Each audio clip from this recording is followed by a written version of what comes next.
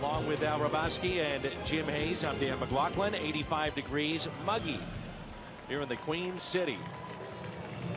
It'll be Cody Reed getting the call tonight for Cincinnati. Here's the Cardinals lineup. Pham in the top spot, followed by Jerko, who homered last night. Then Stephen Piscotty, Matt Holliday, Moss, Peralta, Molina. Yadi is riding a 16-game hitting streak. Then Greg Garcia, and the pitcher batting ninth, Michael Wacha. There's a look at Cody Reed, 6'5", 225 pounds, came over the Johnny Cueto deal from Kansas City. And the first pitch is strike, and we are underway. He just turned 23 years of age on tax day. Born in Memphis, lives in Tennessee. And they say he really has the best slider in their system. He was the second best prospect in the Reds farm system. There's a base hit for Tommy Pham out to left.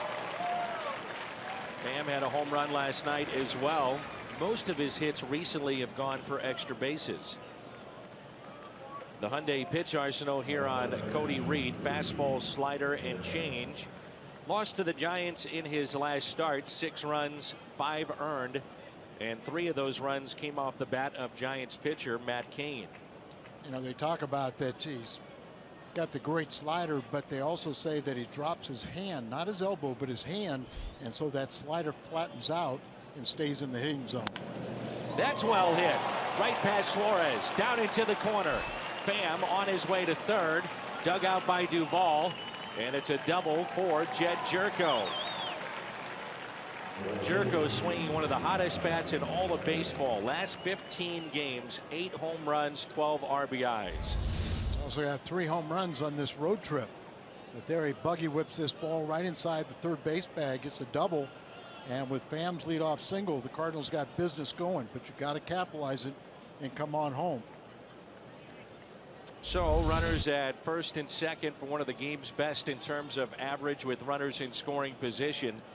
And that is Stephen Piscotty. He's hitting .285 with 14 home runs. He's driven in 59. Infield is back, and the first pitch is swung on and missed. Piscotty, a little mild 2-game hitting streak, 2 for 8 during that time, but on the road trip just 2 for 20, as he had his first real prolonged slump earlier on this road trip. Here's an 0-1 pitch. 0-2. He hit leadoff last night. That was the 9th different player this year to hit leadoff for the Cardinals. 6th time in franchise history that the Redbirds have done that with 9 different leadoff men. Stephen debuted July 21st of last year, and his average at .395 with runners in scoring position. So early on in his big league career, he has been a money player. And very consistent.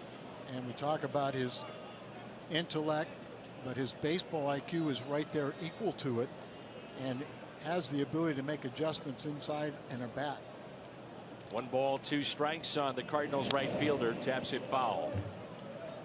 He's also given the Cardinals a little versatility late in games with a lot of the changes that Mike Matheny will use.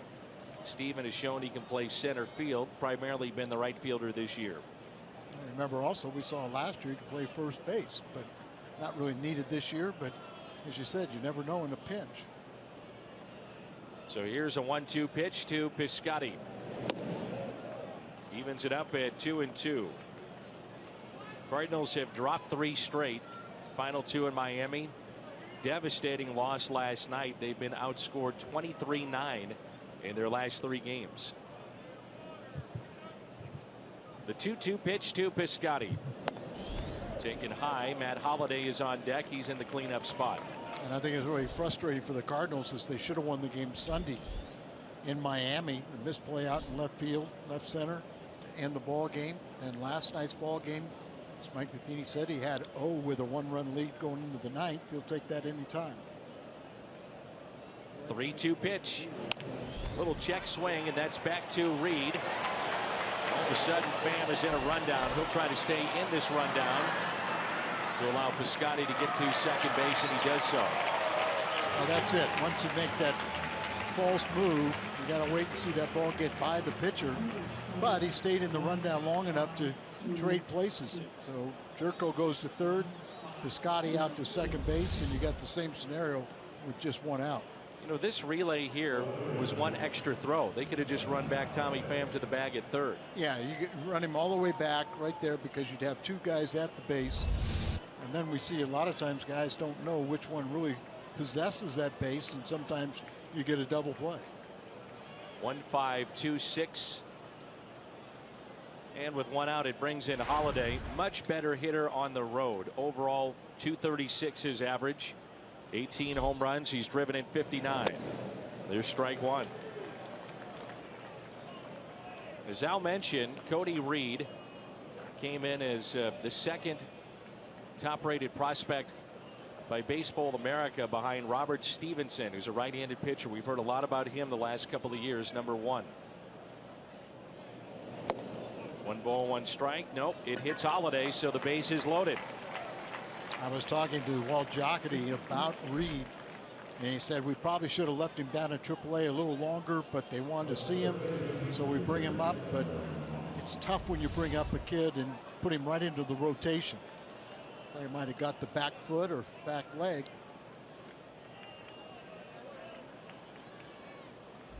Brandon Moss activated from the DL yesterday as he went 3 for 5. Home run number 18. Bases are loaded. And what an opportunity here in the top of the first for the Cardinals. First pitch is taken for a ball. Brandon Moss a little tongue-in-cheek with our old Jim Hayes, or should I say James. But he said, I expect to get 3 hits every game. All right. I said tongue-in-cheek. Cardinals would take that, wouldn't they? Oh, sure. So would Moss. And the funny thing was he was 0 for 8 on his rehab from the ankle injury, and then he comes up and smokes the ball so well last night. Little check swing, and he did go. That's that slider. So you could see why that Cody Reed would be very tough on left-handed hitters. Reds have lost all 7 games that he has started. His first game, you know, his debut, he went 7 innings in that ball game, got a no decision. 2-2. And he's only had one other assignment where he pitched deep into a ball game, but very, very hittable. Bases loaded. 2 balls, 2 strikes here in the top of the first for Brandon Moss.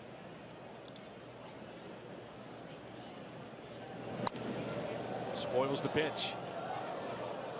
Take you back to last night. So as Al mentioned, in the minor leagues went hitless, but not back up in the big leagues. This ballpark will see its fair share of home runs, and we saw that in game 1 of this series. That was number 18 off the bat of Moss. Ties Holiday now for the team lead with 18 home runs. And that's hit out of play. Reds defensively presented by Dobbs around the horn. Duvall, Holt, Schebler, the walk-off home run last night in right. Suarez, De Jesus Jr., Phillips and Votto on the right side. Barnhart is behind the plate. It looks like in left and center they're playing fairly shallow for a guy that has the pop that Moss does, but usually if you hit it well, it'll carry in this ballpark. Used to watching Billy Hamilton play very deep for the Reds. His speed will make up for how deep he plays. And now it's 3-2 with the bases loaded and 1 out. And there's a look at Hamilton. Not very good numbers against Walker, so he sits. 3-2 pitch. Driven in the gap out to left center field. This ball is off the base of the wall. 1 run is in. Here comes another. Holiday held up at third, and Brandon Moss makes it 2-0 St. Louis here in the top of the first. We talked about they were playing shallow, but he plugged the gap out in left center, and they got to the carom off the wall perfectly and got it back in. So Brandon Moss continues his hot hitting, and the RBIs are more important. It's a little 5-game hitting streak for him now. He had 3 games before he went on the DL. And here is Johnny Peralta hitting .224 with 5 home runs, 14 driven in. He will see the bulk of the playing time at shortstop with Diaz out. Infield is drawn in. First pitch taken for a ball. Well, you could just get in a lot of trouble in this ballpark playing your infield in.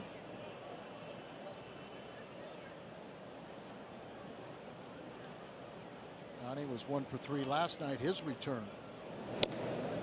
Well, the one thing you'd love to see out of Brandon Moss in that at bat was fooled with the slider, swung through it, little check swing, and then swung through it, but then saw another slider, fouled it back, worked the count full, then takes it the opposite way. Good at bat. 2 balls and 1 strike on Peralta. Well, Brandon really is, you know, now that we know that he's healthy with that surgically repaired hip before last season. But it's really nice to see him drive the ball the way he has. And 2-1 pitch. Now 2-2. The outfield straight away here for Johnny Peralta. Fresh off the DL, Peralta, Moss inserted back in the lineup. Peralta the RBI double in the 6th inning. One of the other byproducts is the Cardinals are getting that pitch count up. Anytime you can get into that bullpen, the sooner the better.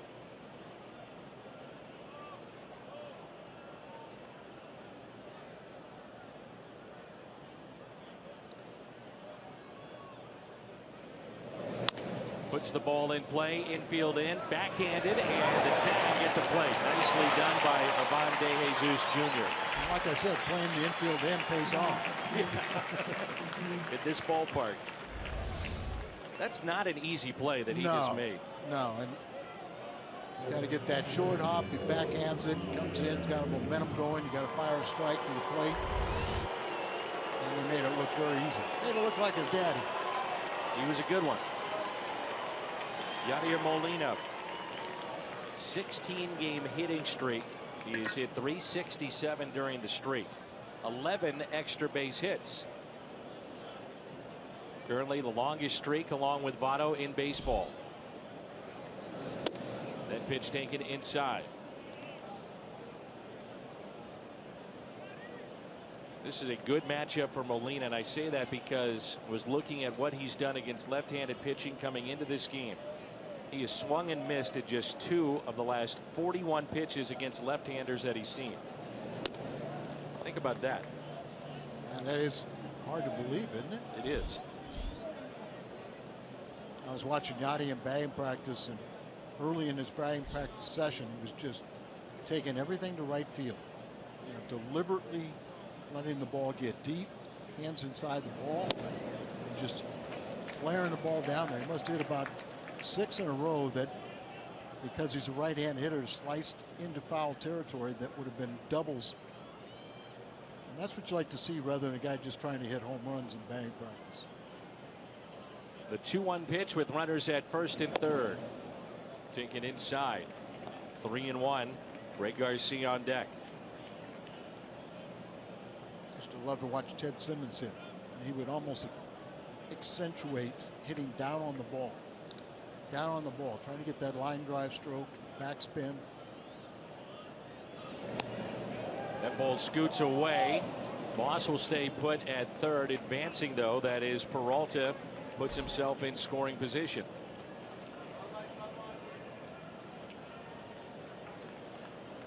So the walk to Yadier Molina, and the bases will be loaded. Off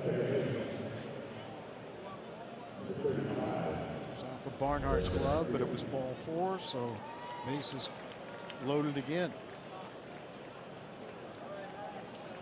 Greg Garcia is hitting .291. And already a visit out on the mound for Cody Reed. Well, this is what you like to see after one of the toughest losses, if not the toughest loss of the season last night for the Cardinals. Yeah, and a good point right here. You see Jennings out there, started the season as the bullpen pitching coach, and they let Mark Riggins go. And probably unfair to Mark with his pitching staff. And Jenkins became the pitching coach, and Ted Power, who had been 11 years at Louisville as the pitching coach, is now down in the bullpen. So 2 outs, bases loaded. First pitch to Garcia. Hit up the middle, base hit. Past Phillips. 2 runs will score, and it's 4-0 Cardinals here in the first inning. Greg Garcia, all he does is produce. RBIs 14 and 15. He finds a way, and this time, with the bases loaded, a single into center field. You know, the pitching coach comes out there, and I'm sure he's saying, hey, you know, trust your stuff. Don't try and be so fine. So as a hitter, Greg Garcia says, I'm looking for a pitch right here, something I can take up the middle, and does a great job driving in 2 runs. And you're absolutely right, Danny. You know, we talk about after a tough loss, the momentum is only as good as your next day's starting pitcher. Well, there's starting pitcher hadn't been too good, and the Cardinal hitters have been even better. So the Cardinals will at least send 9 to the plate, and already Smith, the right-hander, that's Josh Smith, getting loose in the pen. Michael Wacha hitting .028 this year. 1 ball, 1 strike. 35 pitches here in the first inning.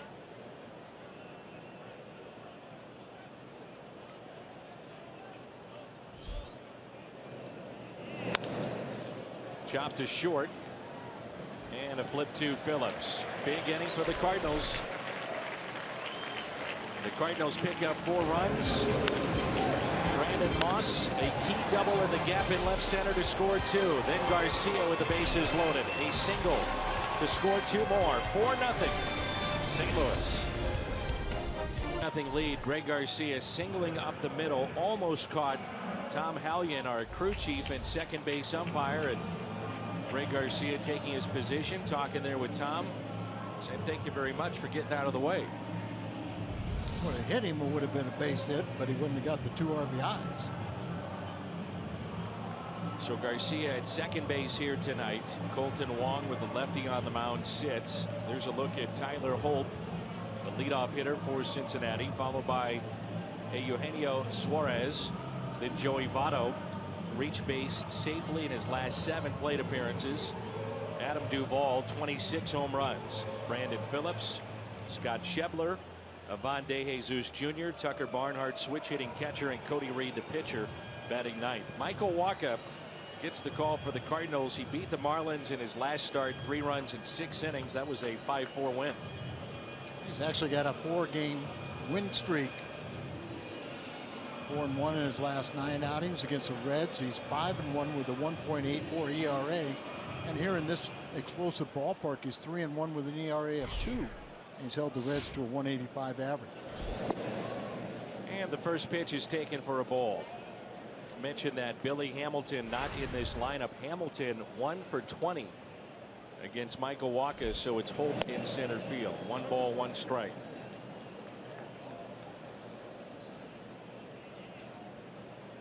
Holt was picked up off of waivers from Cleveland in September of 2015. A little tardy with that swing, and it's 1-2. Seeing when Michael Wacha takes advantage of his 6'6" frame and throws in a downward plane, maybe later in the at bat, you know, it's a strikeout pitch. You'll try and elevate some to get the punch out. This will be the cutter. And it's hit out of play. Many fans, Al, disguised as seats here at the Great American Ballpark. Talking with Marty Brenneman about last night's game, and if you didn't have a vested interest, it was a heck of a baseball game. If you're a Cardinal fan, it would left you very frustrated. 1-2 pitch. There's the changeup hit sharply to third and off the glove of Jerko. That was one of the issues that he had in his previous start. He was bouncing the changeup, couldn't get a real good feel for it. Then he left some of those up. We saw that pitch hammered.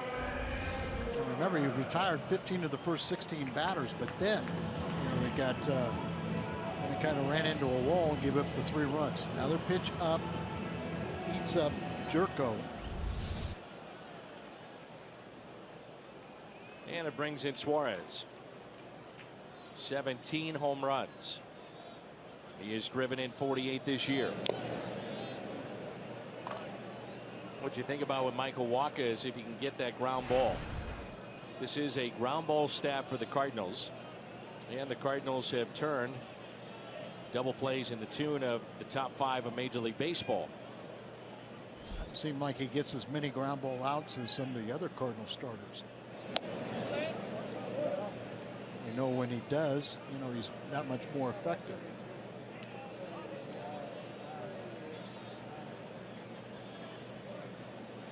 Talked about his last start, he didn't walk a batter the first time all season.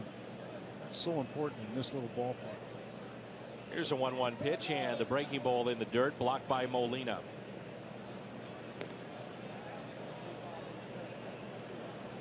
The Hyundai pitch arsenal, the fastball, the changeup, which he's been using a little bit more often here in the last month or so, the cutter, and a curveball. I think that's good news when he uses the changeup more frequently. I thought he got in a pattern. Remember when he first came up, he was a 2-pitch pitcher. Very good fastball, very good changeup. And he started incorporating more curveballs, and that became another pitch that a hitter had to worry about. But then it seemed like they get cutter happy. 3-1 pitch, a fly ball into right center. This ball will drop in front of Tommy Pham. Holt rounding second, read it perfectly, and runners at the corners, nobody out here in the bottom of the first. Bring up the hottest hitter in all baseball right now after this base hit. You see another pitch that's knocked down up in the middle of the plate. Slice away from Tommy Pham, coming off the bat of the right-handed batter. Joey Votto has a 16-game hitting streak, but he's hit over 500, 519 since the All-Star break.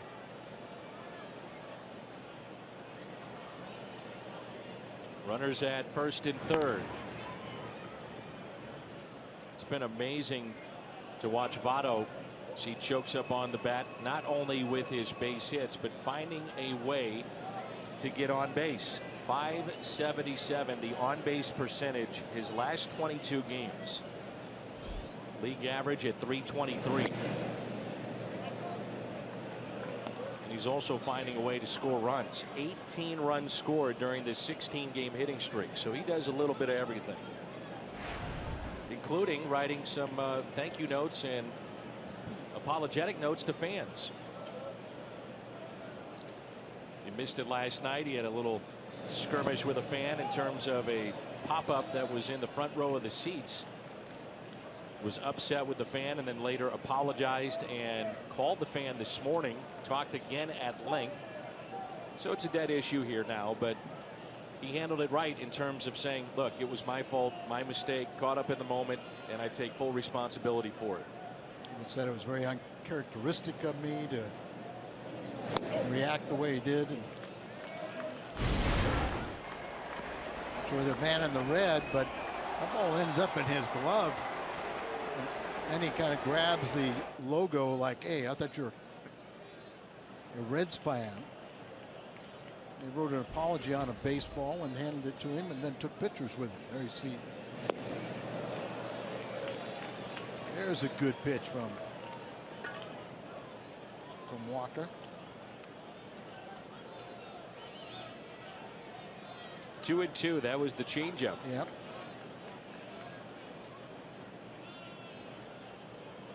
Votto got off to a very slow start.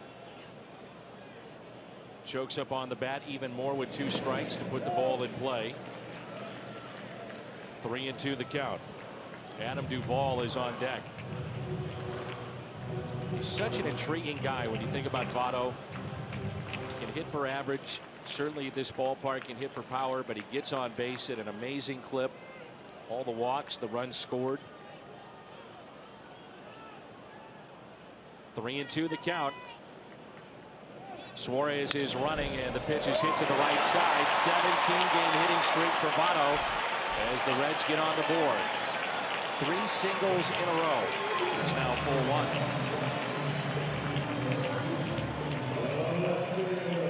And the Reds going first to third on those singles was something they don't do that frequently. But gets the ball down, he bounces through the right side for the base hit and an RBI. 17-game hitting streak now. That's his 54th RBI. They're right back in the game now. Adam Duvall, 3 home runs in his last 6 games, a total of 26 this year. Second in the National League to Trevor Story, who is out and injured, could be done for the year. With all these thumb injuries. Yep. Diaz a thumb injury, Story the thumb injury, and the Rockies are playing very good baseball right now too. Colorado's starting play tonight, or at least this afternoon, 3.5 games back in the wild card. Cardinals a half game out of that second spot. 1 ball, 1 strike.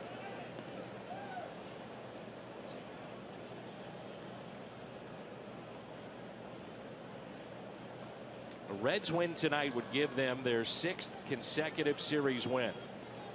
They hadn't won consecutive series prior to this run. You would think that from a Cincinnati team that has traded Jay Bruce and all the players that were here at the beginning of the season a year ago. Think about it this way, Dan. Right now, the Cardinals and Reds are tied with the same amount of home wins, 25. Well, if the Cardinals go into postseason play or want to get there, that has to change. There's a good changeup. Swung on and missed by Duvall. First strikeout, first out recorded by Michael Wacha. Missouri Lottery Fox Tracks. Out in front, big power hitter like Duvall. That's probably the best pitch you can throw him is that changeup.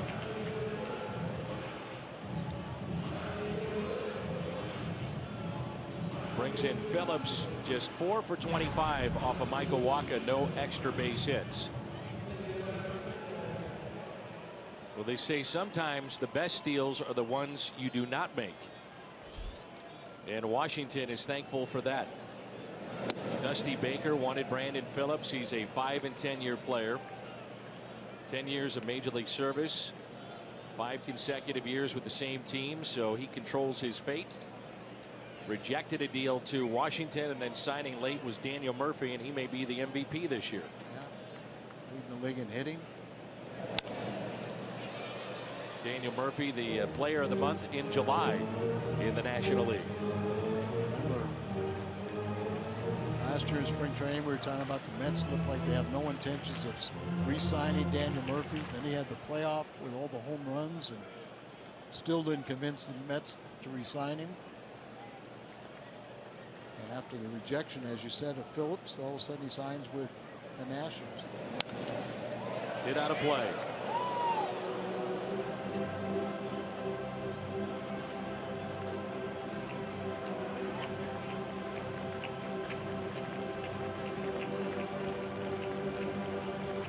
It's kind of tough when the club wants to get rid of you and you don't want to go, and you still hang around. 0-2 pitch. Ground ball that is backhanded by Jerko. Out at second. Turned by Garcia. Not in time. Run scores to make it 4-2. Surprising the Cardinals made it as close as it was at first base. Jerko got another tough hop and throwing on the run to second base. He backhanded, is taking several steps towards the outfield grass. Then he feed to Garcia. It was a little bit low and threw off the timing a little bit for Greg Garcia, and he didn't have as much on the throw, but that was a lot closer at first than I thought it would be. Here is the hero from last night, Scott Schebler. He hit that home run a ton. He takes a mighty cut. It's his second home run of the year. Came off of Seung-Hwan Oh. Cardinals have lost 3 in a row coming into play, and back-to-back games in walk-off fashion.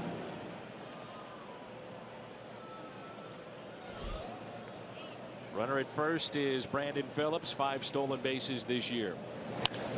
Ground ball sharply hit past the diving Moss, just under his glove. And Phillips on his way to third. 4 hits in the inning off of Michael Walkup. Schebler came over from the White Sox in the Todd Frazier deal. He was here, he broke with the ball club, but got off to a terrible start, under 200, was sent down the minor leagues and kind of got his stroke going again. And then he was recalled yesterday as part of the replacing Jay Bruce. And boy, he made his impact known. Jay Bruce now with the Mets, and Ivan De Jesus will dig in. Zach Cozart dealing with a thumb issue. He's 10 for 20 off of Michael Wacha, so Cardinals catch a break with Cozart out. So Phillips, your runner at third base, and we've seen this 3 times in this inning. Fewest times going first to third. Reds on this list, the Cardinals as well.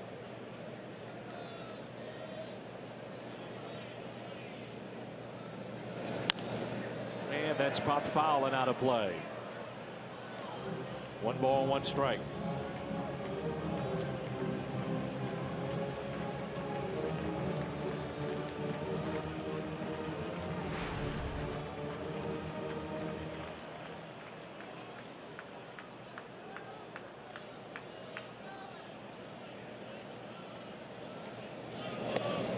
That pitch down in the zone.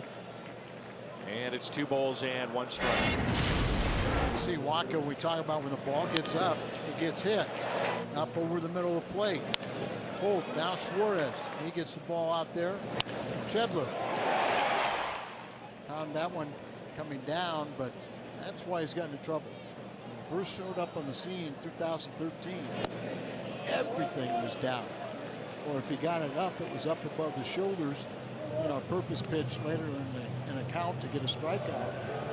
But so many of his pitches now are on that flat plane and staying up in the middle of the plate. 30 first inning pitches here for Michael Wacha. Reed at 37, and watch out. Lined into the seats, 3-2 the count. Tucker Barnhart is on deck. A lot of times in this ballpark, you don't get rewarded for good pitches. But we're seeing most of these pitches are in an area where they should be hit.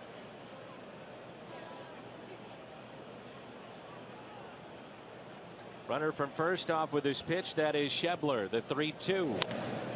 Chop left side. There's Jed Jerko across the diamond.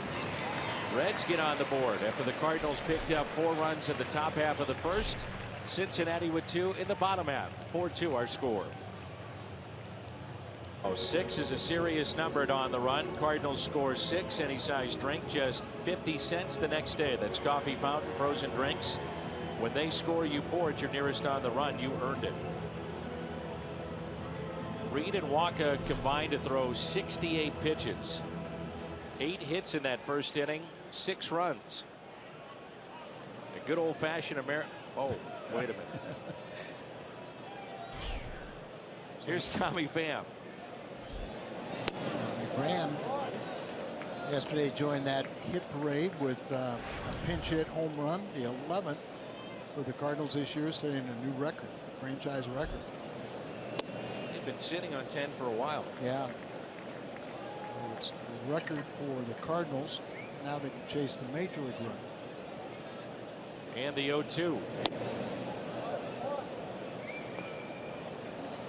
This will be interesting to see what the Cardinals do here in the next, let's say, 7 to 10 days. You've got Cincinnati well below 500. Atlanta coming up, then Cincinnati back home. That's it out of play.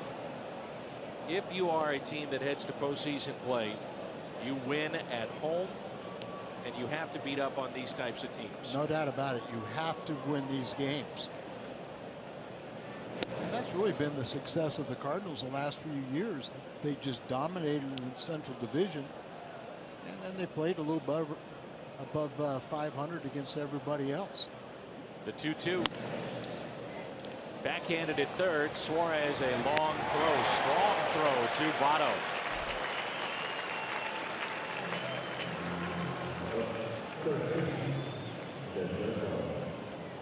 brings in Jed Jerko with 1 out and nobody on. Jerko doubled inside the third base line and came around to score on the double by Brandon Moss.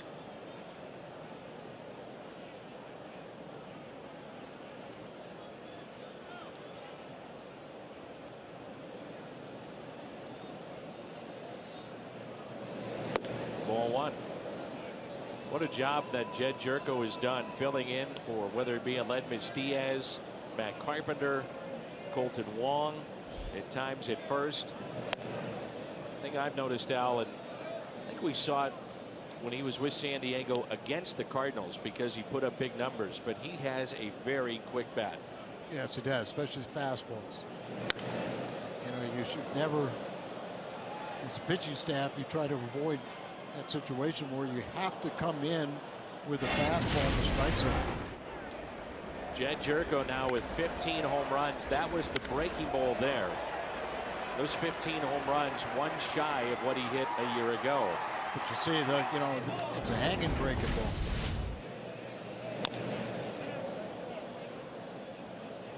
I also think he's done a nice job defensively. He's shown soft hands. I think that's he's done better than I think some people thought.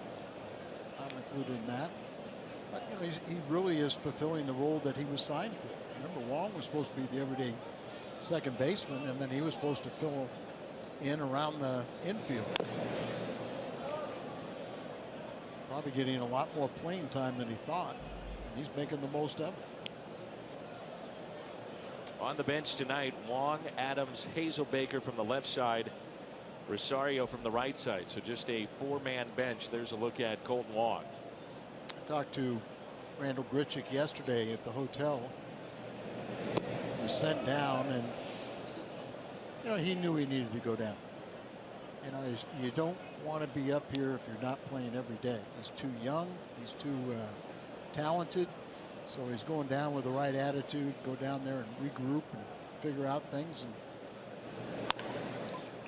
pulled again to Suarez. Long throw again. Strong throw again. 2 down.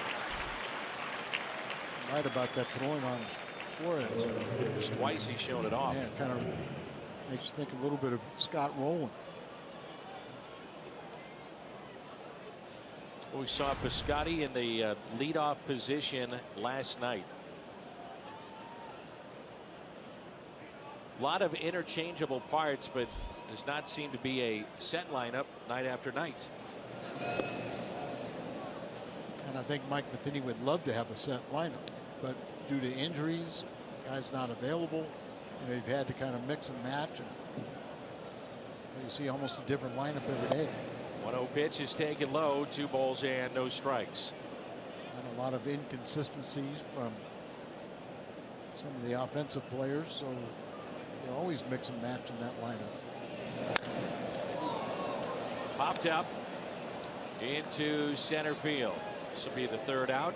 The catch is made by Tyler Holt. So 1-2-3 for Cody Reed. Midway through 2, and it's 4-2 St. Louis.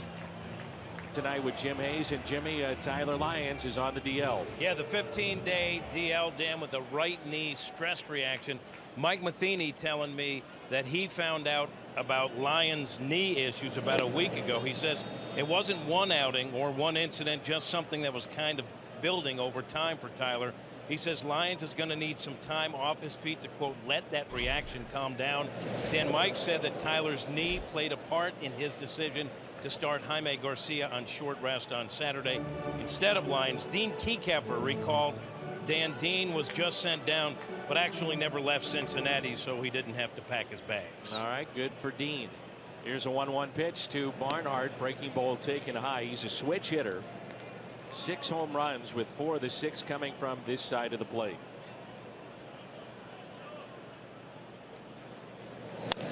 The 2-1 pitch, hit on the ground to second. Garcia, first out here in the bottom half. Well, it makes all the sense now in the world as to why he started Garcia on short day's rest, and unfortunately for Lyons, he'll miss some time. Yeah, I guess interesting though that they brought Tyler in when Garcia was ineffective, and he had problems too. I guess his only other option was really Jerome Williams, but he has not seen him pitch yet. Here's an 0-1 pitch. Make it 0-2. Came in that ball game later on and pitched pretty well, but if my memory's right, Mike Matheny caught Williams when they were both with the Giants. He did. Jerome faced a Cardinal lineup that featured Bo Hart in it. So he's been around for a while. Must be a legend. The 0-2.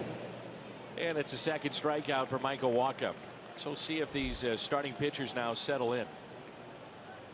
Cardinals defense around the horn presented by Dobbs. Holiday in left. Pham in center. Piscotty is in right. Jerko, Peralta, Garcia, and Moss on the infield. And Yadier Molina is behind the plate. There's Tyler Holt, who singled off the glove of Jed Jerko back in the first inning.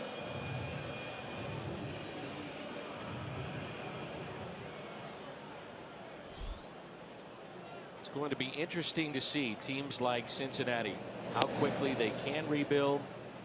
The prospects that they picked up, are they legitimate? You just don't know. Same thing goes for the Yankees. Everybody talking about all the deals that they made and restocking the farm system. You just don't know. There is Joey Jocketty on the left, the son of the general manager, or at least now the head of baseball operations, Walt Jocketty. I thought it was a great moment in St. Louis the night of the '06 championship team that he was back. And here he is working for the Reds, and yet recognized as the architect along with Mo of that team, and had a nice warm reception from the crowd. What I remember too is seeing Tony La Russa and Walt Jocketty lead that cheer for Adam Wainwright with his big shutout.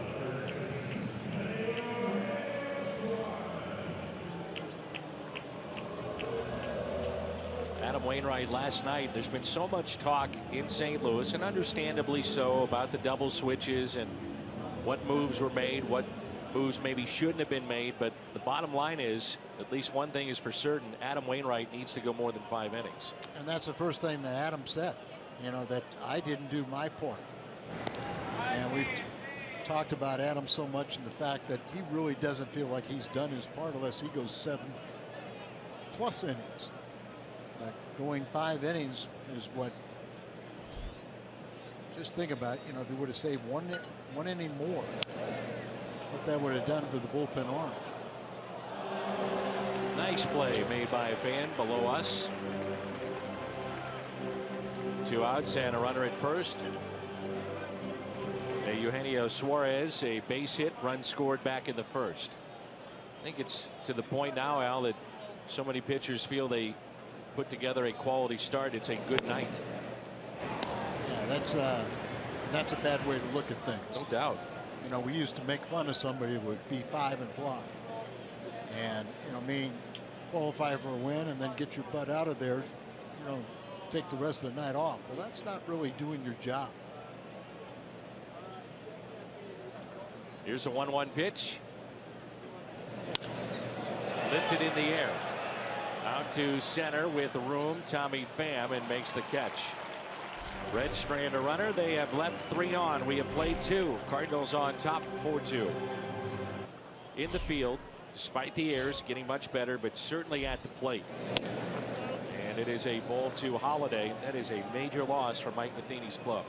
And I was talking with Derek May, the assistant hitting coach today, about hitters rarely get pitched inside, so they don't, you know, think of that possibility. And you know, remember where Holiday was hit in the nose by Cashner, the same guy that broke the thumb. But it's so rare that you get pitched inside now. Guys don't really know how to get out of the way, or at least go up there thinking that they could be hit.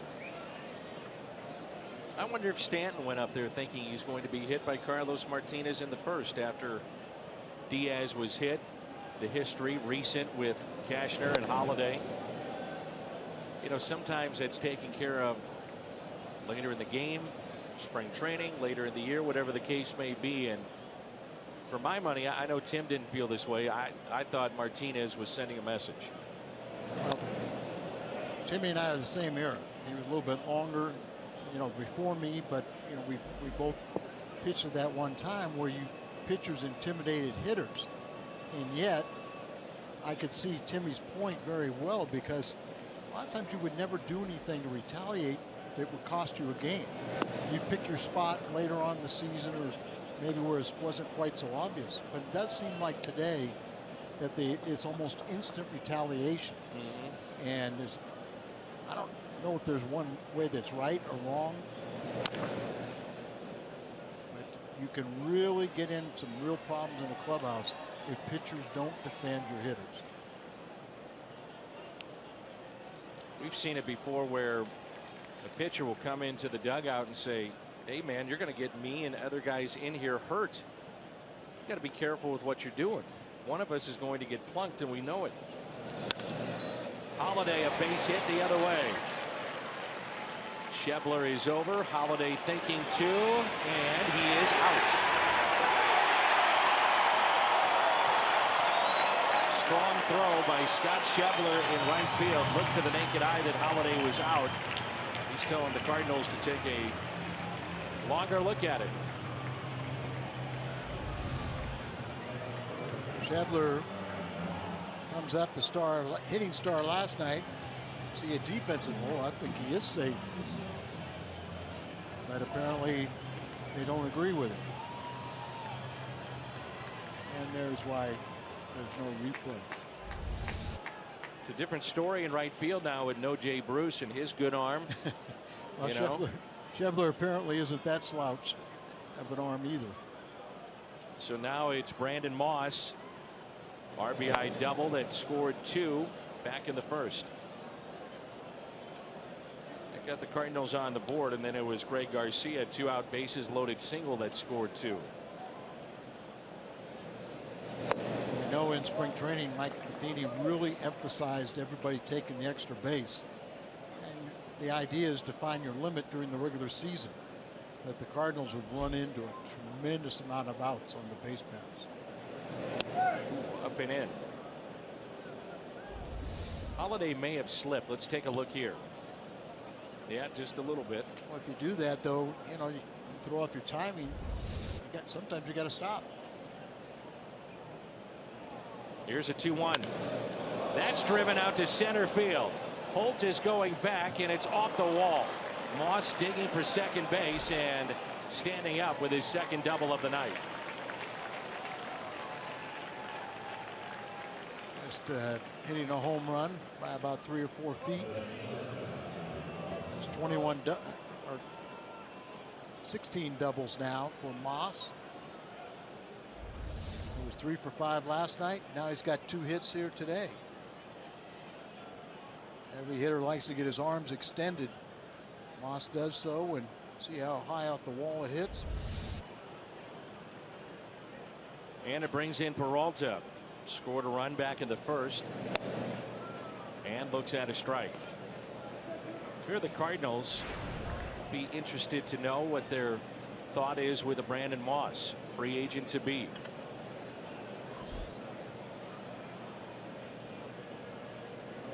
Might think about him and a qualifying offer for next year. That's 2 times that Barnhart has missed a ball. One time it was ball 4, but this one here allows Brandon Moss to go from second to third and just 1 out. That's a big play. It's a pass ball. Pass ball all the way.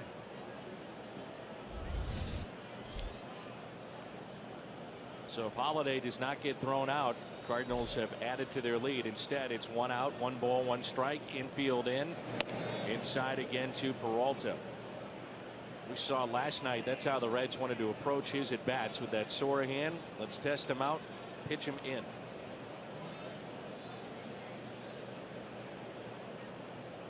That's about the only thing that we wanted to know in the old days. Didn't have information accessible to us, but if we knew a guy had been out with a hand injury, you wanted to work him in. Whether he had a leg injury, certain things. But never saw a stats pack in the clubhouse. Ground ball that's hit to short, backhanded again. Avante Jesus, almost identical to what we saw in the first inning. So that's twice the Cardinals have had a situation with a runner at third and less than 2 outs and have not been able to bring him in because the infield was drawn in. 3 runners thrown out on the base paths. The first one that you talked to, it was very similar to that one, was, you know, you had to do it, bases loaded. Or that was the one where they run down, so it just exchanged runners at second and third. Both times with Johnny Peralta at the plate. So he stands at first base, and here is Yadier Molina. Votto has extended his hitting streak to 17, and Molina trying to match that. Walked back in the first inning.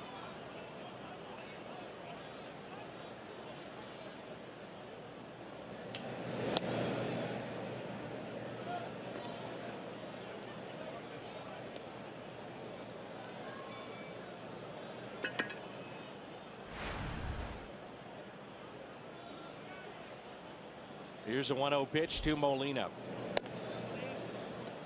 And isn't it interesting?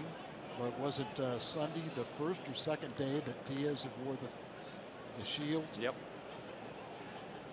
Preventative like Yachty, you know, not to, you know, get hit in the face and everything, but yet. Molina to third, Suarez to Phillips at second base. Midway through 3, and it's 4-2 Cardinals. Of the St. Louis Cardinals, Joey Votto has now reached in his last 8 straight plate appearances. RBI single back in the first. Average is now up to 295. Breaking ball on the first pitch, taken for a strike. Votto's on pace to lead the National League in on-base percentage for the 5th time in his 9 full seasons. Sometimes they have criticized Joey. He's got a big $100 million plus contract. They criticize him that he would rather win the on-base percentage rather than a title or batting title or a home run championship. Where do you stand on this? I got to have him drive in runs. Well, I would say this: game on the line, late inning situations, I want him to expand his zone. You know, I want him to drive in runs. Yeah, then. win the ball game then. Yeah. But yeah, I mean, it's hard to say by getting on base you're not helping your team. But when he has the ability to really take over a ball game with his bat. 1-2 pitch. Tapped foul. There's no denying. I mean, he's a great player, great hitter. What adds to this, if you were saying, well, Joey Votto is making a nice chunk of money, but not 200+ million, it's not as big a deal probably. But when you're in the middle of the lineup, 200 million draws more attention to him. And for a small market team. Homer Bailey is very critical of the Reds for trading off Jay Bruce, saying if you're in a rebuilding, a better player to rebuild yourself around with a guy like Jay Bruce. Ground ball that's hit to first base, taken there by Moss. Votto, by the way, is signed through 2024. Let's turn to Al's Toyota keys to the game. Well, it probably won't happen, but you need your starters to go deep in the game. We talked about it, and Adam Wainwright took full responsibility. You've got to go more than 5 innings, and you've got to go deep into the game to save your bullpen. But don't take the Reds lightly. As we've been saying, they've been playing very good baseball since the break, and even a little longer. They can hit. Out to left, and a sinking liner that's caught by Holiday. Takes a hit away from Adam Duvall, who is 0 for 2. I don't think Holiday is much maligned for his defense, and he really has improved dramatically since when he first showed up. But I think everybody remembers that fly ball that he lost in the lights in the playoff game. Was it 2009 against the Dodgers? 2009. And they keep on saying that's a reflection of him as a defensive player. It is not. He's become a very solid left fielder. Here is Phillips with 2 outs and nobody on. First pitch is hit out of play. No, he doesn't have the speed of, say, like a Pham or Hazelbaker or Grichuk, one of those guys. And that's part of the reason why Mike Matheny, who some people get upset, does a double switch late in the ball game with a lead. But Holiday is a lot better than a lot of people give him credit for. Hit up the middle and a base hit. Talking about a perfectly placed ball. That's it. And it just looked like it was in slow motion, didn't it? Almost stopped his swing, and it just goes up the middle and finds a hole. What a shock. Brandon Moss is talking to somebody. Here's Scott Schebler. We were asked before the game, what do you think about players on both sides, fraternization in the game and talking to each other, and now it's commonplace. And there used to be an umpire. A member of the crew would sit in the stands during batting practice, and he would fine you if he saw you talking to the opposition longer than, say, 15, 20 seconds where you could say hello and some brief. Now they don't even bother with it. There's extended conversations and hugs. Oh, yeah. And I mean, we used to be fined if you threw a ball in the stands, where I think Major League Baseball has encouraged it, and it's a good thing. Try to win the fans over, but as you were saying, you were talking with Bill DeWitt, how they used to count the balls. Oh, yeah. And the game in many ways was not handled as a business. It was kind of the hobby for some wealthy owners, and they really didn't abide by the business principles that made their companies attractive enough to where they could buy a club. Now it's big business, and rightfully so. $9 billion with a B dollar business and rising. Missouri Lottery Fox Tracks. Our count is 2-2 with 2 outs. And a runner at first. Scott Schebler at the plate. Single under the glove of Brandon Moss, first time up. And Phillips is picked off. Walker did that in that start back on April 17th when he picked off a Red, and now he gets Phillips. So Brandon Phillips picked off at first base. That sends us to the 4th inning. Cardinals with a lead of 4-2. Still some seats available for the 3 games this weekend against Atlanta. And then plenty of seats for Cincinnati. Off the end of the bat, a swinging bunt here for Garcia, and he's thrown out.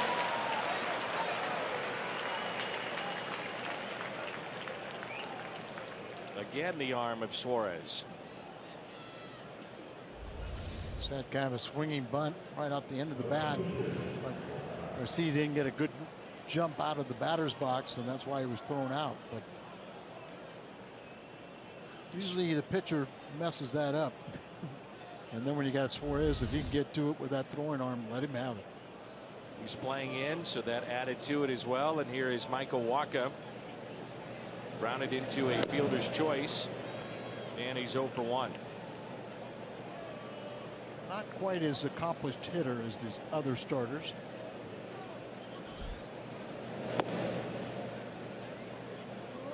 Up to 37 this year. There's no doubt the Cardinals will get into the Reds bullpen, as Cody Reed is already at 75 pitches, and it is a much maligned bullpen. Historically bad first half. They feel, though, they're making progress. Well, they have made progress. Out in front of the plate, there is Tucker Barnhart to Votto for out number 2. Okay. Reminder that MLB.TV Premium is available to you. #1 live streaming sports service, delivers everything you've come to expect and more. Visit MLB.TV for details. Talking about that bullpen for the Reds. Remember, Hoover is was their closer at the beginning of the year, and he's been sent down. But They had a dubious major league record by giving up at least one run in 24 consecutive games. Here's Tommy Pham back to the top of the lineup. Saw Jumbo Diaz last night throwing hard, but as hard as he may throw, it's all about location. It's been one of the issues with him, and that's fouled back. 1 ball, 1 strike. Pham is 1 for 2 tonight, grounded out to third, then singled to left. First half 5.70 ERA. Second half so far the largest improvement in Major League Baseball. Get well wishes to Tommy and Colton Jarvis. Tommy resting comfortably back home along with Colton. Get well wishes to those two, and see at the ballpark soon as Pham falls down as he fouls it back. Let's hope he's all right. Slow to get back up. Think about Tommy Pham. All the talent in the world, just can't catch a break sometimes with the injuries.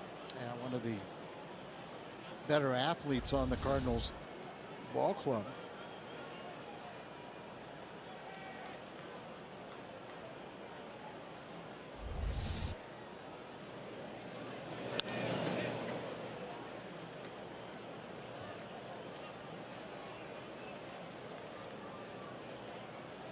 Ball just jumps off his bat though, doesn't it? Oh yeah. 1-2 pitch inside to Pham. He gets on a hot streak. It is quite a roll. His cold streaks, tough to watch. It's one or the other, and they are extremes. 2-2. Held on to by Tucker Barnhart. First strikeout for Cody Reed, and a 1-2-3 top of the 4th. 4-2 St. Louis. Doubles, couple of RBIs, and his impact has been felt. This is game 2 since returning from the DL. With more on that, let's check in with Jim. Yeah, Dan, Moss missed 23 games with that ankle sprain. Made his return last night, went 3 for 5 with a homer and a double. 2 doubles tonight. Brandon said of his return, quote, "I expect to go 3 for 5 every night for the rest of the season." Now, of course, he was kidding, but Moss told me he was actually surprised. He was so comfortable at the plate last night. As he put it, time off never helps my swing. Never. Moss said his recovery took longer than he anticipated because there was lingering pain for that final hurdle, which was running the bases. He said the toughest part of the injury was being away from his teammates, especially Jed Jerko. Oh, of course, Jed Jerko. There's a fly ball out to left. And Jimmy, while we have you, as Scott Schebler flies out to left, how about an update on Matt Carpenter? It looks like he's fitting in nicely right now in his rehab assignment. Yeah, he's playing well on his rehab assignment, and Mike Matheny said they're keeping an eye on him, and they expect him to be back with the Cardinals when they get back home on Friday. And he said could be second base, could be third base, Dan. All right, we'll see. Cardinals also promoted one of their top young pitchers in Luke Weaver to AAA. Number 2 prospect for the Cardinals. Weaver in many ways has had a better year than Alex Reyes. Yeah, he's a little more advanced in the fact of throwing strikes, going deeper in the game, controlling the counts. Amon De Jesus Jr. hits it to third baseman Jed Jerko, and the tag there by Moss. Weaver 6-3, 1.40 ERA and 12 AA starts. I remember in spring training, you know, he was very well thought of by the veteran pitchers and kind of hung around them and got much information as he could. See him vacate the bag, but he makes the tag up the line. But there's 2, you know, when you think of Reyes and also Weaver, might be a wake-up call to Reyes too if Weaver were to get a call ahead of it. Ground ball, that is a fair ball. Handled there by Moss off the bat of Tucker Barnhart, who is 0 for 2 tonight, and a quick bottom of the 4th for Michael Wacha. All these games, Pittsburgh, Colorado, St. Louis, Miami, Los Angeles, all very big games concerning the wild card The Dodgers put Clayton Kershaw to the 60-day disabled list, so he's eligible to return on August 27th. That is huge. Long time out with a back injury. How long is it going to take him to get back into pitching shape? Here's Jed Jerko. First pitch is foul. Jerko is 1 for 2 tonight. Doubled and scored back in the first. Cardinals jumped out to a 4-0 lead. Then in the bottom of the first, Cincinnati came back with 2 of their own, and that's where we stand right now in inning number 5.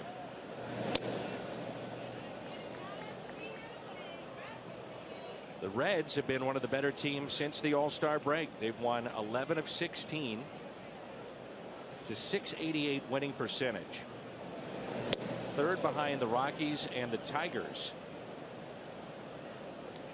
Well, then too, also, Dan, you look at the Reds, Milwaukee clubs like that. They'd love nothing better than knock off the Cardinals. Play that spoiler rule. I think they'd like to knock off the Cardinals more so than maybe other teams that are going for that wild card. Cardinals are kind of like the Patriots or the Spurs. Well, but you know, by the same token, I was talking with Walt Jocketty, and he was saying how tough it is for anybody to root for the Cubs. That, you know, a lot of clubs don't like the Cubs and what's going on now. They're with their financial windfall, that they can do things that, you know, some of the other clubs in the Central Division can't do. I thought that was very interesting. 2-2 in the dirt. Cubs win on a walk-off today with a wild pitch thrown by A.J. Ramos and Miami.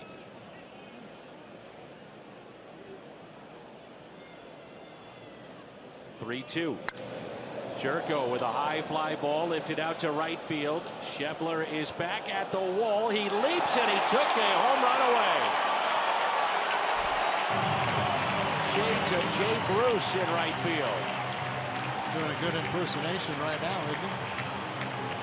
Outfield assist, took a home run away. The walk-off homer last night, and he robs Jed Jerko. Got that glove up over the wall. Great catch. No fan interference, and Reed loves it. Now, the one thing about Schebler too is they say he can run. He's a lot bigger than I thought he was. I was surprised when I saw him in the cage. Piscotty out to left field, and Schebler won't get this one. Way out of here. Home run. Stephen Piscotty with home run number 15, RBI number 60.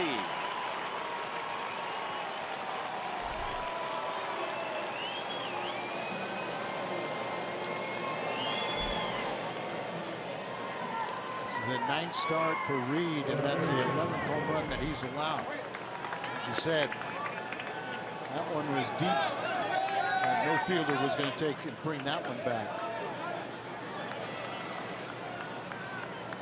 Second run scored for Stephen Piscotty as now time is called. And that'll get the bullpen active of Cincinnati. Piscotty's measured at 427 feet.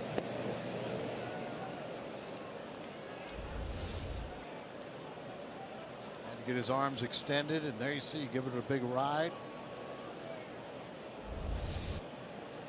And the 1-0. 2 balls, no strikes on Holiday, who's hit by a pitch and also singled. 5-2 St. Louis here in the top of the 5th.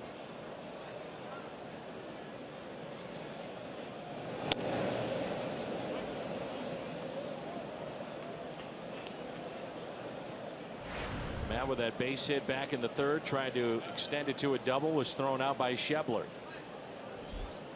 Here's a 2-1.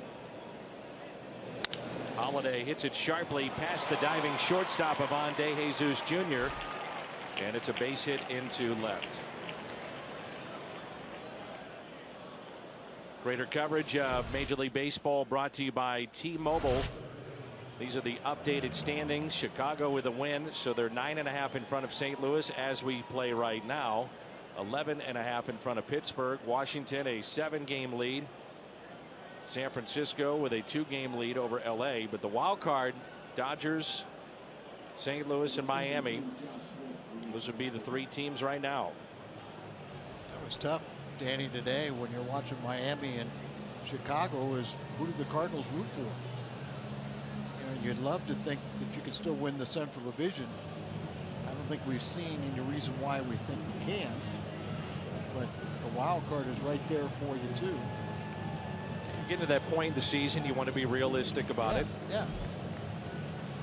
And you know, a lot of times, you know, realistic goal is if you could pick up 1 game a week, that's still doable.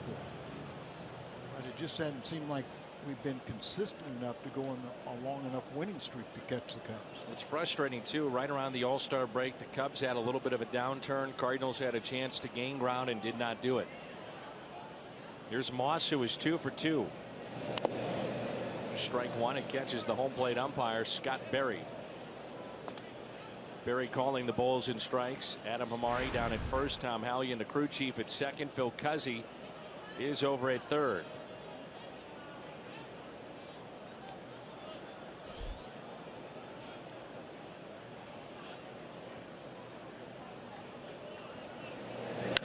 Moss to second. Phillips flips out there, and the turn. A barehanded catch by De Jesus Jr. over to Votto for the double play. 4-6-3 on the double play. Jerko had a home run and was taken away. This one, not so much. Piscotty with home run number 15 extends a lead, 5-2 St. Louis.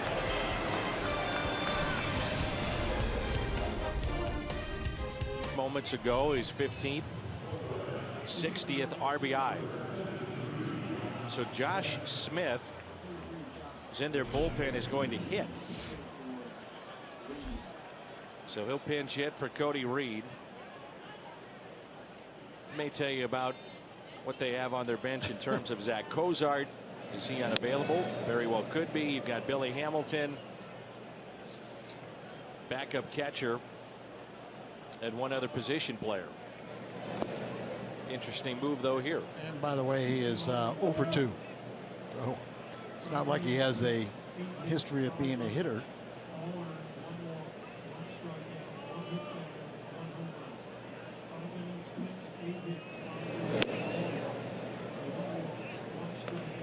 Adam Wainwright with a home run yesterday. Seems if he puts the ball in play, it's an extra base hit.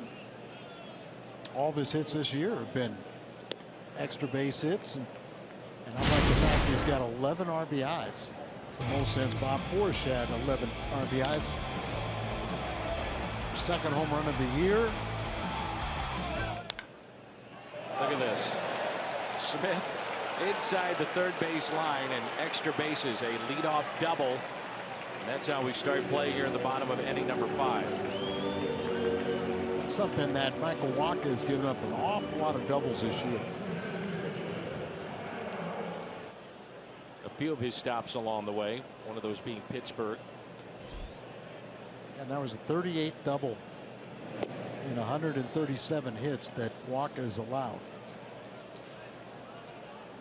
His pitch count is at 72. He is due up 4th for the Cardinals. Barring that long first inning, he's been okay here tonight. Yeah. Smith hit was just the second since the first inning.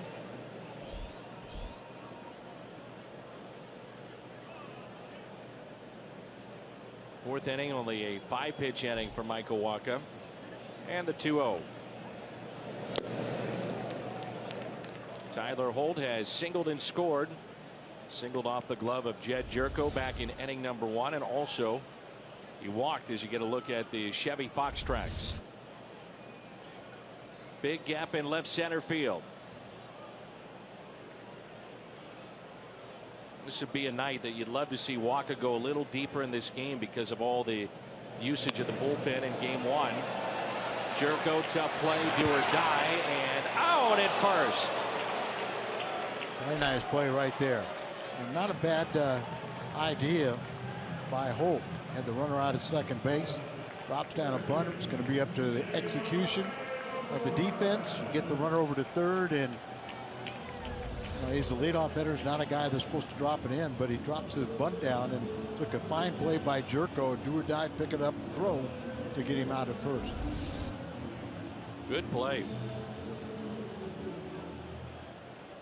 More of those, examples of what we have said, that Jerko playing all over the diamond has been a pleasant surprise defensively. One out runner at third. And here is Suarez, who has singled and scored and also fly to center field. Outfield is straight away.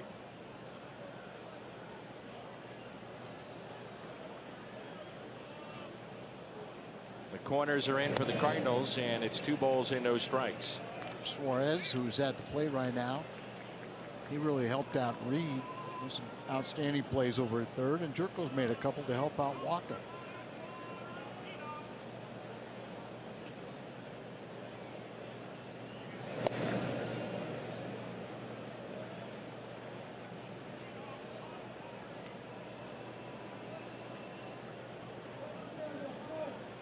Exactly what you want to do, fall behind the count 3-0 with Votto on deck.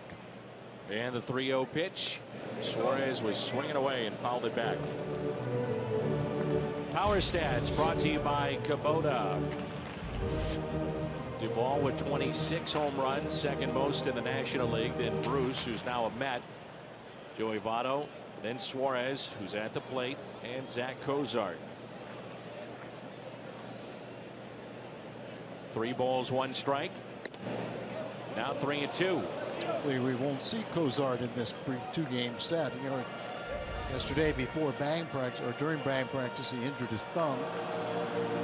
High pitch there called strike, running at count full. A lot of talk that he would be a Seattle Mariner. Yeah, there's those reports.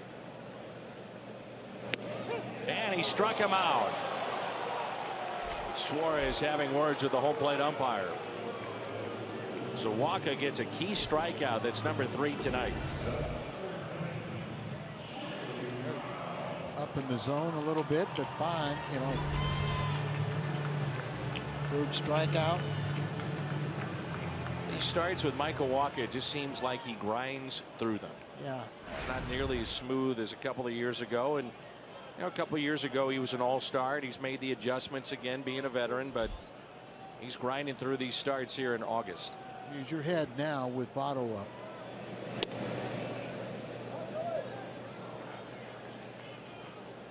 Trouble with Votto is you try and widen the strike zone.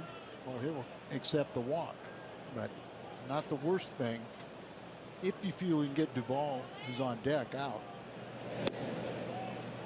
1 ball, 1 strike. Votto extended his hitting streak with an RBI single back in the first to 17 games in a row. Just an RBI, or not an RBI machine, but just an on-base machine. Came in at .425, that on-base percentage. The 1-1.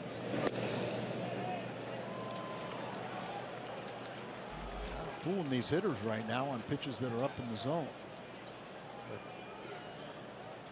But Votto hit .213 in May. Or through May.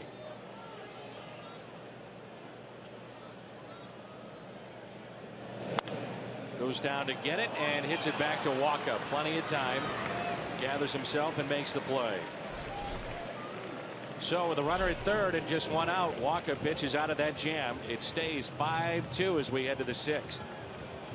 We may look back at that sequence. 3-0 on Suarez. Comes back to strike him out with a runner at third and only 1 out.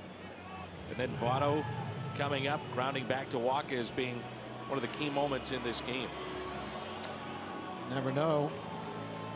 Well, it's our Chevy call the bullpen, but Josh Smith stays in the game. Remember, he pinch hit last inning, got the double, and was stranded on the bases. First pitch, a low strike to Peralta. 18th appearance, 27 innings, 27 hits allowed. 5-2 Cardinals. Peralta in this game has come up twice with runners at second and third and only 1 out. With the infield drawn in, he's Grounded out to DeJesus Jr. Got the man at the plate both times. Fastball misses, 2 balls, 1 strike. Yeah, Smith is kind of their long man. He's been pitching most of the time. He comes in for multiple innings. 11 of his last 14 appearances, he threw more than 1 inning. Lifted in the air out to center field. Tyler Holt is there and makes the catch. First man retired here in the 6th inning. Matt Bowman starting to throw. Well, if you're Mike Matheny, one of the things he may be thinking about right here is if you can squeeze another inning out of Michael Wacha if the Cardinals go in order. Wacha due up 4th in this inning.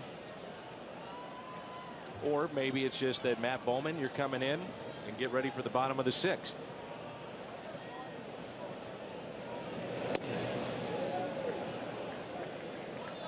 You do have Duvall coming up, Phillips and Schebler. No balls and a strike on Yadier Molina.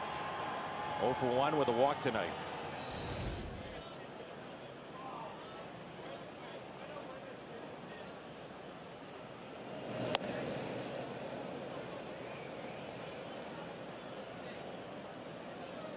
Molina trying to also make this 9 straight games with a double. In addition to making it 17 straight with a base hit. Hit to short, backhanded by Ivan DeJesus Jr. puts him away. And the first 2 have been retired. Hyundai pitch arsenal here for Josh Smith as you get a look at Greg Garcia, who singled with the bases loaded first time up. That scored 2. Fastball, slider, curve, and change for this right-hander.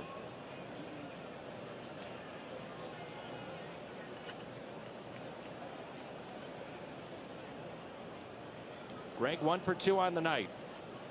Gets the start tonight at second base.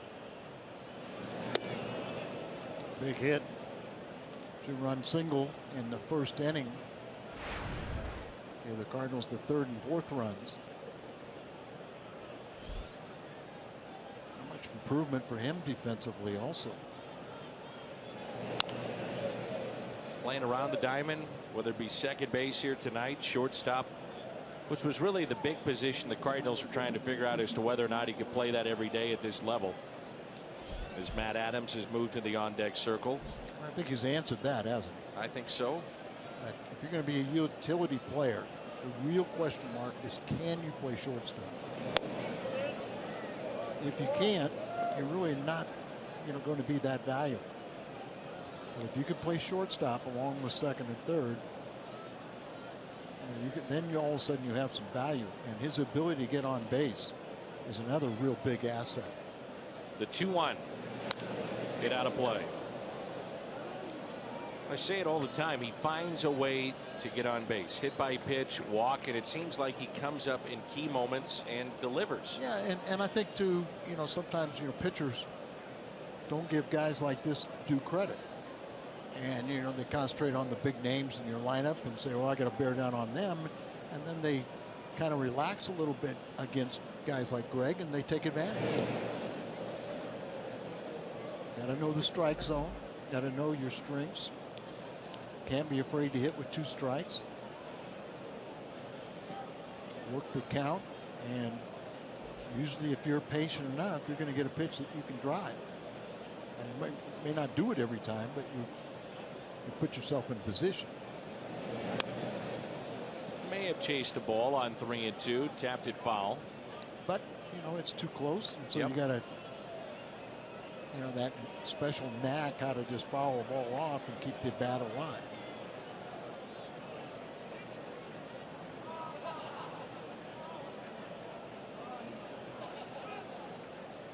Now time is called. Seeing Adams at the on-deck circle makes you think, as Bowman continues to throw, that Matt would be coming in. We'll see. 3-2 pitch, and he walked him. Guess what? He's coming in. This one is short. So a 2-out walk to Garcia, and it brings in Adams. But there is what we're talking about Garcia. As an 8th place hitter, Stands the inning, brings up, a power hitter who's had great success against Cincinnati in his brief career. And he's a threat in this ballpark, definitely.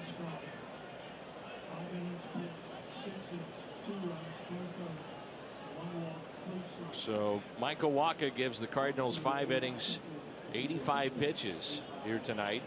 And now it's Adams. 2 outs, runner at first, 5-2 St. Louis. First pitch, a ball. Matt Adams as a pinch hitter this year has been very good. 9 for 22, couple of home runs. He's driven in 8. Short lead at first. The shift is on the infield.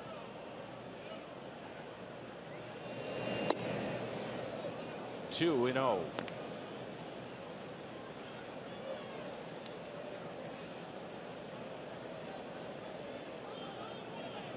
It's the 1998 team that held the all-time record until last night of pinch hit home runs. 2-1. Matt is second, tied for second. St. Louis all-time with 6 pinch hit home runs. You think about it, the Cardinals have really spread that around. 6 different players have hit home runs in the pinch this year. Hazel Baker with 3, Moss with 3, Adams 2, Diaz with 1, and Garcia and Pham each with 1 apiece. It's also hit 409, 9 for 22 as a pinch hitter with 8 RBIs.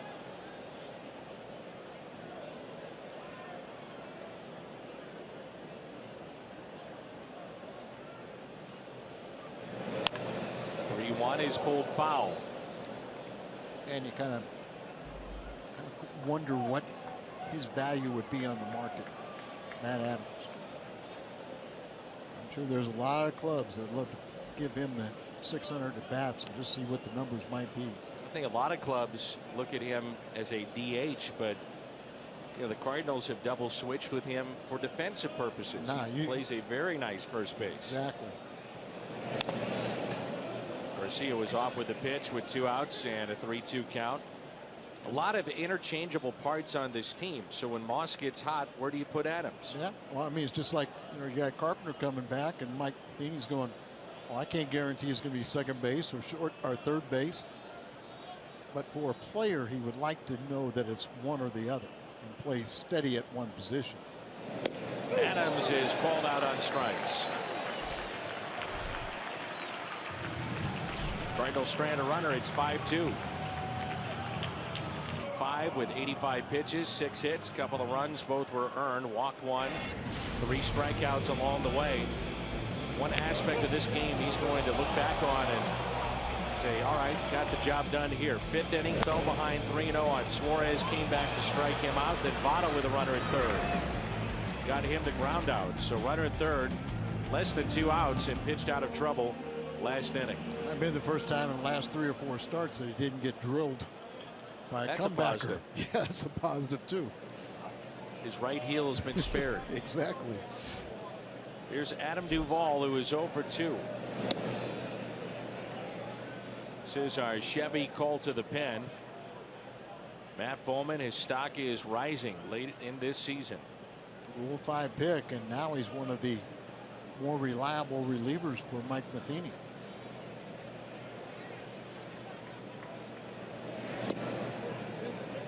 Fairley was credited with a loss on Sunday with the misplay in the left field with 2 outs. That was a tough loss to swallow for the club. Yeah, they're waiting right now. It looks like the ribbon board and above the batter's eye is lit up. Maybe that's not it. Here's a 1-1 pitch. Good sinking action. He's got that run that goes in on the righties. And it bores in. You have to be, if you play catch with somebody like this, it'd be a heavy ball. It feels like instead of a baseball, you're playing catch with a shot put. Here's a 1-2 pitch. Change up in the dirt, 2-2. Want a great deal on tickets? Fill up at Phillips 66, 8 gallons or more. Now until September 29th. Receive up to 50% off on a pair of tickets to a Cardinals home game. For more information, visit cardinals.com/Phillips66.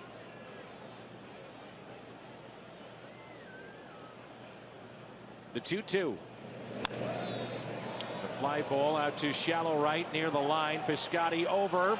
That's a fair ball as he went sliding for it. Duvall now on his way to third. Throw by Steven. Threw it away. Into the stands.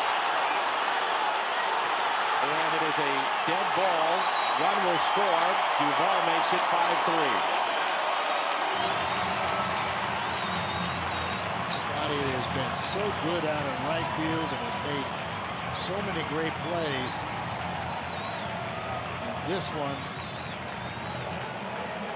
makes contact with it in fair territory. Slides right there, and it looked like he hit him in the heel. And then he jacks out. By the time he gets it, strong throw, but offline, and it goes into the stands. So it's a triple, and then Rue there. Bowman doing everything he could to get the ball back. Right. See Mike Matheny.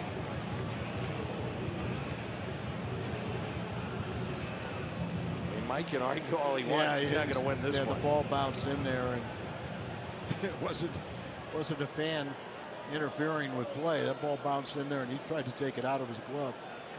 Somewhere the fan from last night is nodding in approval. Well, he reaches over. Yeah, that's what he's going to say. Over the wall. But the question is, it looked like it bounced over the wall initially. I think you're going to lose this one. They're going to check it. I don't know, Al. I mean, it popped up, and then you see the fan have to reach over the wall. And he may have an argument with this one. Interesting call either way. Yeah.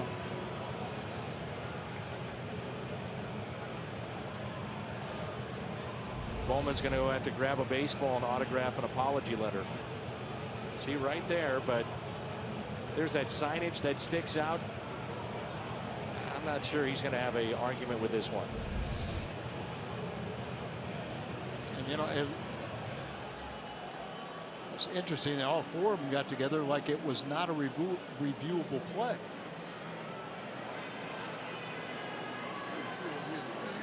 Tom Hallion on your left is the crew chief. Cuzzy on the right.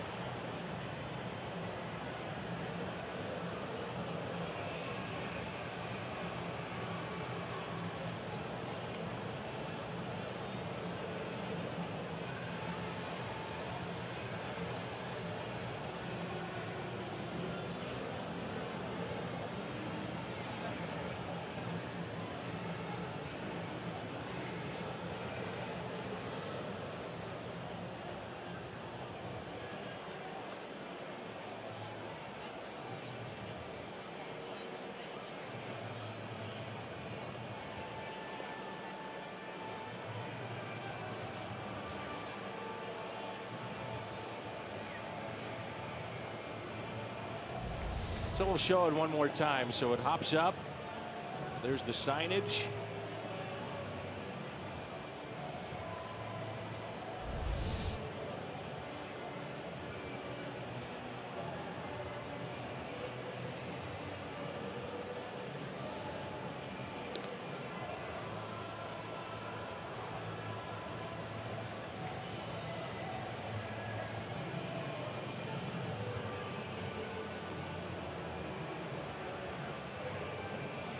I guess Mike is alleging that he shouldn't have been awarded home.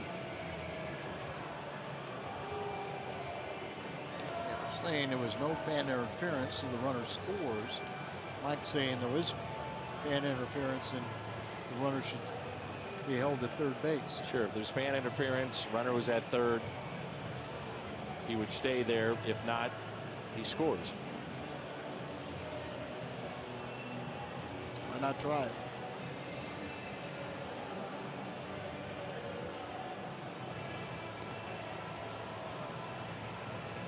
The ruling on the field is a triple with an error on Piscotty, but that could be changed as well, potentially.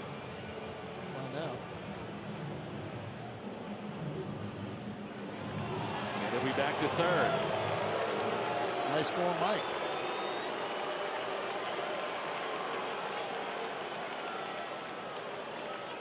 Now Brian Price wants an interpretation.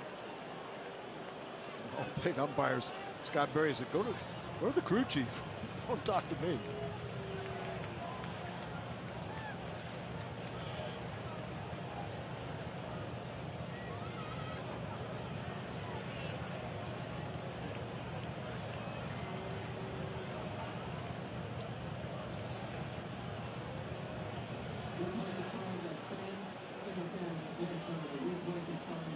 There's Lou Piniella on the left there.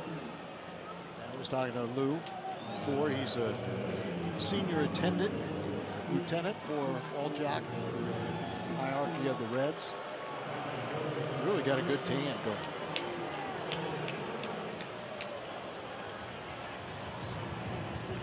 All right, double an error or triple an error and no movement. They're taking the error away. Yeah.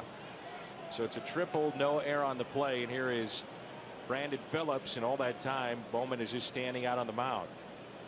So runner at third and nobody out. First pitch taken inside. Phillips with a base hit back in the third, then was picked off. Grounded out in the first, but did pick up an RBI, and at that time in the game it was 4-2. Cardinals add their 5th run on a Stephen Piscotty home run. Ground ball, base hit. RBI number 2 on the night for Brandon Phillips.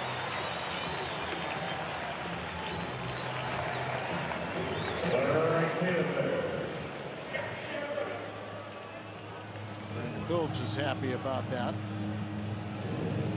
Gets a second RBI, up to 39.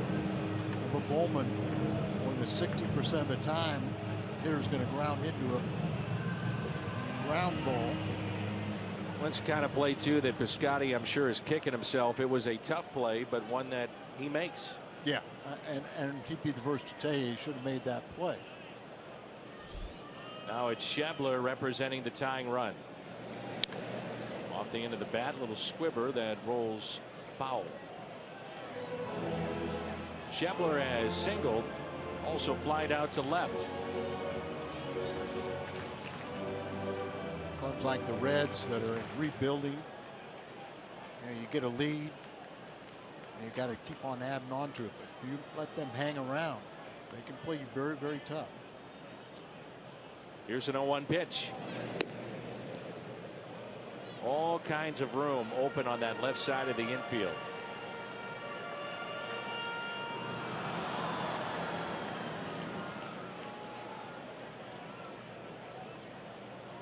That's as pronounced a shift the Cardinals will put on for anybody. Here's a 1-1.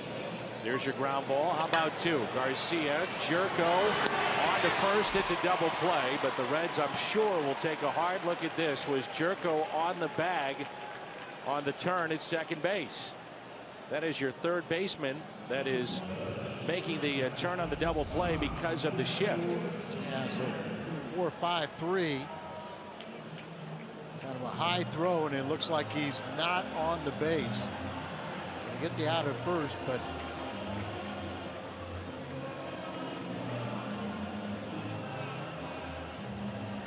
no double play anymore is a sure thing. Now we're going to have another replay. I think this will go in the Reds' favor. I agree. Every other one, huh?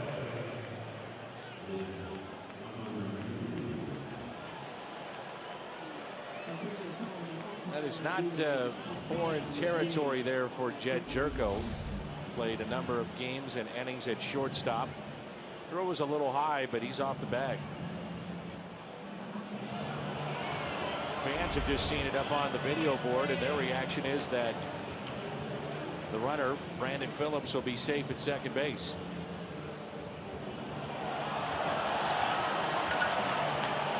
It'll be a relatively quick. Now Phillips saw it. He was standing around the first base bag, and he's going to run back out to second base.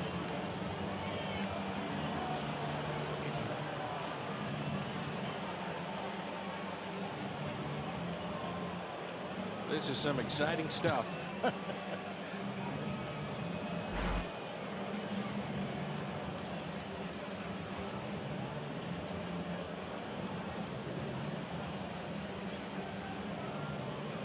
Let's see, 20 years from now, we'll have computers calling balls and strikes. We'll have robots running the bases so nobody gets hurt. Randall Grichuk, by the way, with a home run in the third inning for Memphis tonight. Like I said, you know, he went down with the right attitude. He knew that it was the best for him to go down, play every day, and he goes down and lets his great overall talent take over. You know, he'll be back. That's his 6th home run in 16 games with Memphis this year. And also remember, he believed it would have to be at least 16 RBIs in those 16 games. So he's safe at second. He made that call 5 minutes ago. Yep. Major League Baseball concerned with pace of play. If I'm Mike Matheny, I'm concerned about my pitcher on the mound that's had to stand through 2 prolonged delays to review these plays. But he doesn't have to just stand there. You know, he has the right to throw and play catch, keep loose with his catcher. As a Princeton graduate, you think he would, if he wanted to, he would take those throws, but apparently he doesn't need to. Ivan De Jesus at the plate. Runner at second is Phillips. Strike one.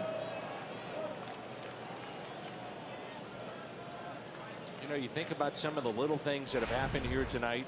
Runner at third, less than 2 outs, twice could not bring him in. And Dan, you got some of the defensive plays not being made. Yeah, you had the infield in on those 2 ground balls where they threw the runner out at the plate. Right. Pitch taken high. We're just not used to seeing a Cardinal team play in this type of fashion. Usually very, very good at executing defensively. 1-1 pitch. That's it out of play.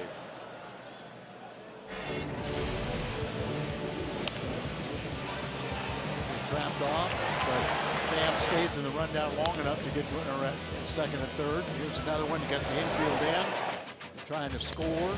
Second time, both of them to short. Cut off at the plate. Holiday tried to stretch a single into a double. That's happened way too often this year to the team, running into outs on the base paths. 80 errors. Here's a 1-2 pitch. Base hit. Here comes Phillips. He'll score. And it's now a 5-4 St. Louis lead. They don't turn the double play. It turns into a run. Boy, how many times has that happened? Where double plays that should be turned aren't turned and come back to burn you. We'll see another ground ball, but bounces it through the left side.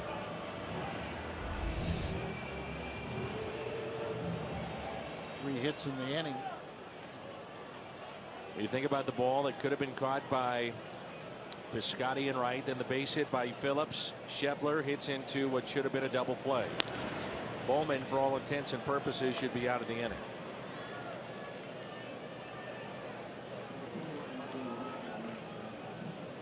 Here's Tucker Barnhart.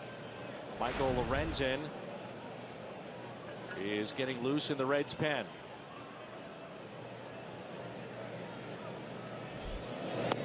Look at Barnhart, the catcher. How about Mesoraco? You know, last year I think he played in 23 games and then was gone for the season. This year it was even less before he was hurt and out for the year with a shoulder injury.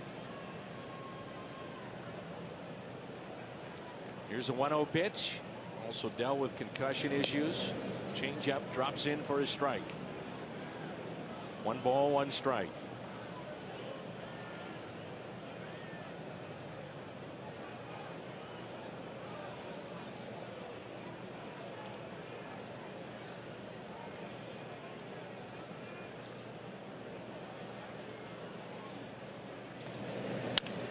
Double play ball.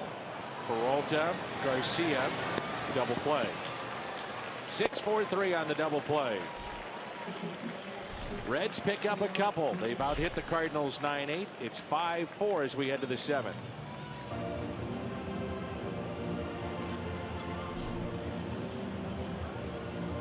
So it'll be Tommy Pham at the top of this lineup for the St. Louis Cardinals. Pham, Jerko, and Piscotty. Cardinals clinging now to a 1-run lead. Josh Smith out for his 2nd inning of work.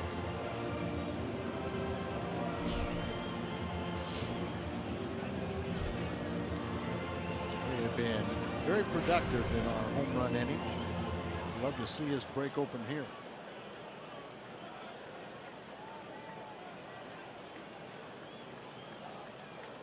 So Tommy Pham is singled to left. He's grounded out to 3rd and also struck out swinging in the 4th. Rips that foul. Whoa. What a play. I'm telling you what, with the way that some of the defense has been played this year, sign her up. She didn't have any chance, but she made a nice play. There's a rocket coming right at her. And didn't even act like she's been there before, right? No big deal. Girl. You could see though, she was like, please, please be a foul ball. Hit my glove. Make sure that's foul. Okay, good. Yeah, I made that play. No big deal.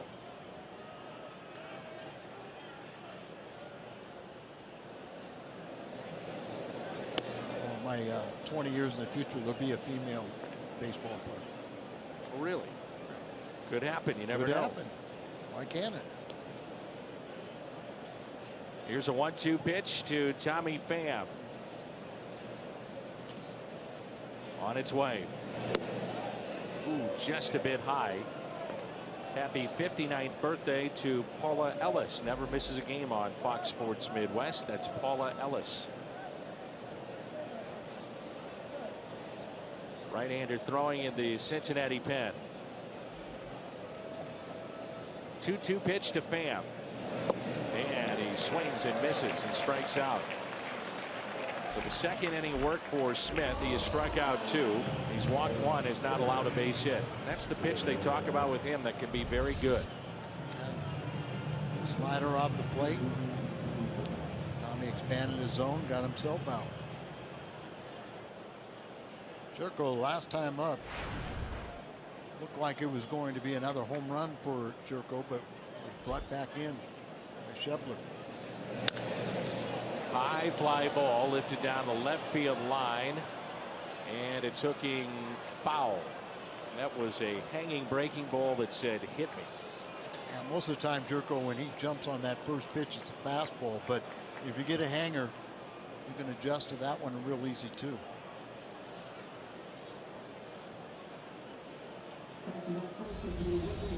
Well, a home run distance, but just to the wrong side of the foul ball. Here's an 0-1 pitch. Off the end of the bat. Votto stays down on it. Flips to Smith for the out.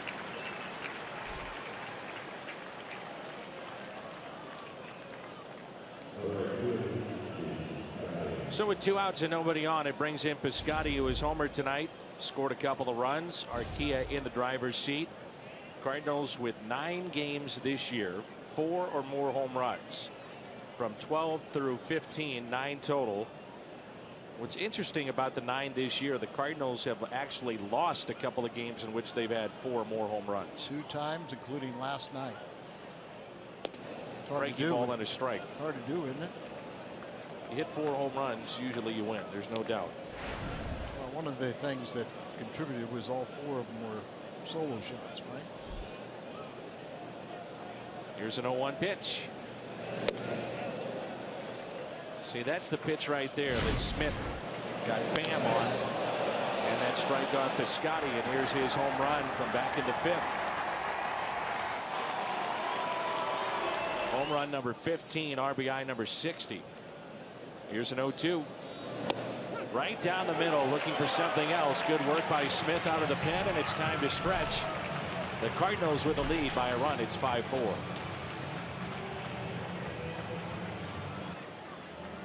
This is our Chevy call to the pen. Zach Duke, who was picked up at the trade deadline, and he will face a pinch hitter, Tony Renda, for Cincinnati. Made his Cardinal debut last night, and he'll pitch much better. And the first pitch is popped up. Garcia, foul territory. 1 pitch, 1 out.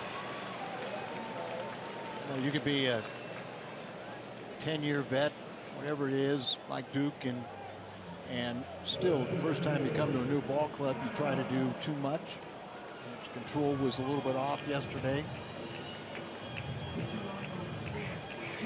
2 innings for Smith. He struck out 3, and 1 walk, no hits allowed.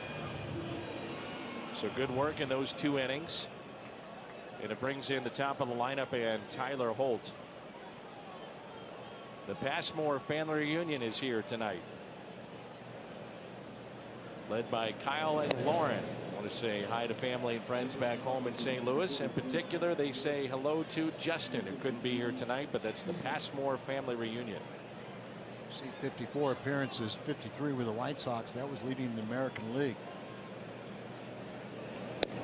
And a strike. And Dan, it was right here where he reinvented himself in the Cincinnati organization and pitching at Louisville. By his own admission, he failed as a starter with the Pirates, but decided, okay, I can drop down a little bit, see if I can become a left-handed reliever, and he's resurrected his career. Righties, lefties, used in all kinds of situations, and that is a nasty breaking ball. This is about as good as it gets here from Zach Duke. Look at that. And normally when you throw a sidearm breaking pitch, you're thinking you're throwing it to a left-handed batter, but there, if he has the confidence to throw with the back foot of a right-handed hitter, change his speed, a little bit of a, it's not that so much where he's looking for a strikeout, but looking for weak contact. Suarez. Yeah, Duke was more of an over-the-top lefty, and he changed his arm angle. That has led to his success, in particular against lefties. But he's faced as many righties as he has lefties, so not just a specialist. And there's a strike at the knees. He's gotten the first 2. Suarez is 1 for 3. Matter of fact, right-handers hitting just 176 against Zach Duke. A lot of times you'll see that from starters, that they have more success against right-handed pitchers, left-handed starters, because they see so few, left-handed batters, or the ones they see are the Votto types, Carpenter types. They're going to play against Koufax and Kershaw and anybody else that comes up against them. But in a lot of ways, you better be able to get the other side of the plate out, because you're going to see so many pinch hitters. 2-2 is hit to short. There's Peralta to his left. Zach Duke, a 1-2-3, bottom of the 7th. 5-4, Cardinals on top. 8th inning rolls in when we come back. A pick in 2013, an outfielder and a pitcher from Cal State Fullerton. That is Michael Lorenzen. This will be his 13th appearance. He had some elbow issues, put him on the disabled list. Really limited his spring training outings. Had 1 spring training appearance.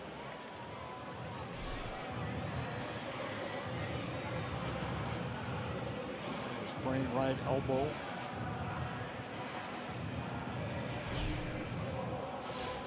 Off the disabled list June 22nd, made his season debut 2 days later versus San Diego. So here's Holiday, who is 2 for 2, on base 3 times, was hit by a pitch. Moss on deck, and then Johnny Peralta. Is Zach Duke going to be a 1-inning pitcher. The Cardinals go back to their bullpen again to get the final 6 outs. There was strike one on Holiday. He didn't like that one bit. Home plate umpire said he went. Holiday wanted him to check with the first base umpire, to no avail. Once the home plate umpire calls it, it's in the books. 0-2 the count. The Reds in a very spiritual man. Tattoos of Bible verses up and down his forearm. See it there on the left arm.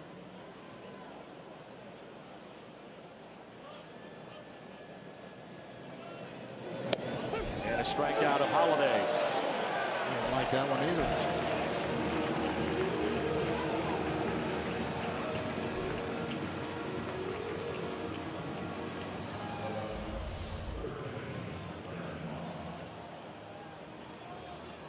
That ball started outside, but then came across the plate.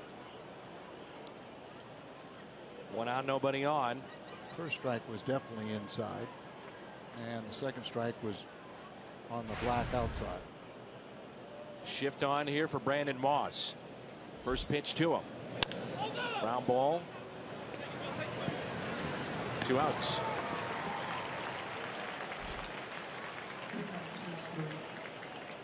It was the shortstop on the shift, so it goes 6-3 on that. Put out. And with 2 outs, it brings in Peralta. Peralta was the first man that Smith saw, and there's a look at Kevin Segrist. Gave up a home run last night. Tall lefty getting loose. And it used to be where you couldn't wait to get into the bullpen of the Reds. But we documented how it's so much better now. Gaining more and more confidence.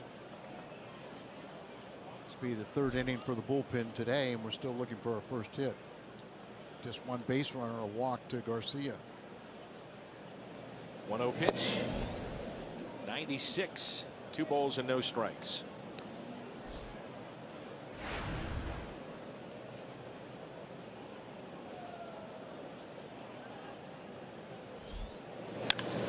Pulled foul.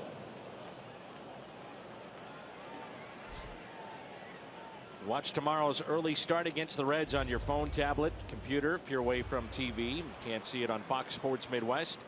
Get the free Fox Sports Go app. Watch at foxsportsgo.com. Stream the Cardinals wherever you go.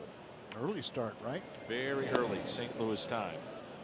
11 o'clock with our pregame show on the air with the play-by-play at 11:30 St. Louis time. Wrapping up a long road trip for the Redbirds. 3-1 pitch to Peralta. Hit to short. Ivan De Jesus Jr. in the tag. No, they did not apply the tag. Votto, though, running off the field. And they're going to say that Peralta was out of the baseline. Correct.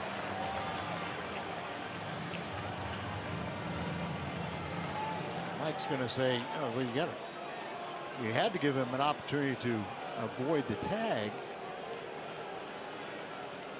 And it really looked like he never left the dirt area, did he?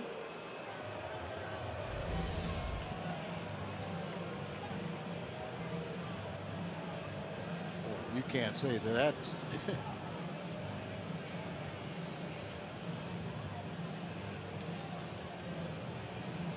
Adam Hamari, their first base umpire, says he's out of the baseline. He was still inside the chalk line.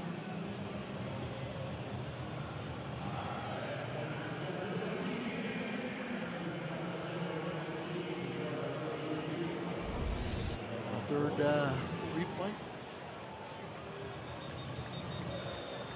So Nate Filcuzzi is saying he was out, then came back in.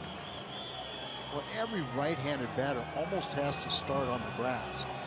You know, just their normal leaving the batter's box, they're gonna be running on the grass, and then they alter the motion as they go down the line to get into their running lane.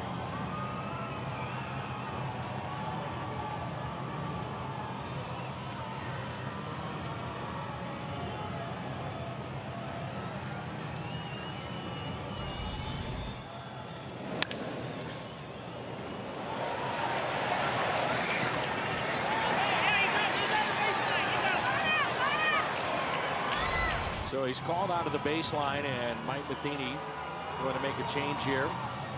We know Segrist is coming on, and we'll see if there's any other changes as well. So we move to the bottom of the 8th. Bullpen needs to get 6 outs. It's 5-4 St. Louis. Our Chevy call to the pen takes us to Kevin Segrist. This will be part of a double switch. Segrist into the game. Holiday is out. Jeremy Hazelbaker takes over in left field. Joey Votto will lead it off here in the bottom half of the 8th. If the Cardinals wanted to, they could have kept Duke in to face Votto. However, if you're looking for the lefty-lefty matchup, the reason that you don't is that Votto 12 for 22 off of Zach Duke. So you understand why you make this change. And Votto 1 for 10 off of Segrist. That one hit was earlier this year, a walk-off homer. Right, and he has walked him 5 times, but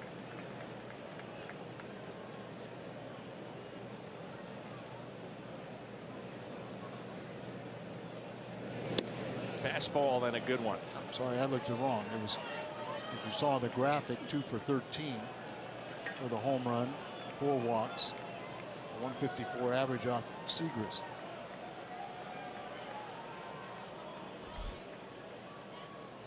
Here's a 1-2 pitch.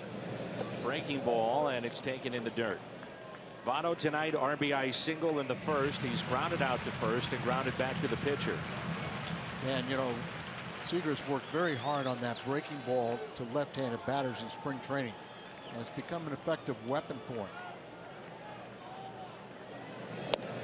Carved him up. Good fastball on the outside corner. But what I also think is sometimes they have gone to that breaking ball with a right-handed batter. There's a good fastball down away, gets him to chase. They've gone to the, you know, his 3rd best pitch against right-handed batters, and Duvall hit the home run off him yesterday on a hanging breaking ball. If you got a lefty up there, you can really let that breaking ball fly, and you're really not concerned. You almost want it to be a ball. But with a right-handed batter, you have a tendency to let it hang in the strike zone. Fastball misses inside to Duvall. But remember, Kevin has that great changeup, and that's the pitch that really has allowed him to get so many right-handed batters out, along with his good fastball. Here's a 1-0 pitch. Changeup may have telegraphed it a little bit with the arm motion. It really seemed like he slowed it up, and the ball was just high enough that it became effective. If you got that ball down a little bit, we might have a tie game.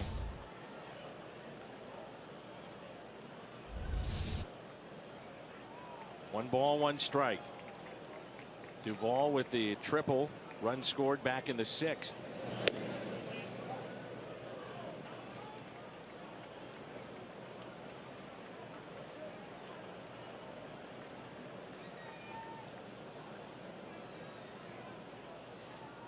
Duvall came to the Reds in the Mike Leake trade.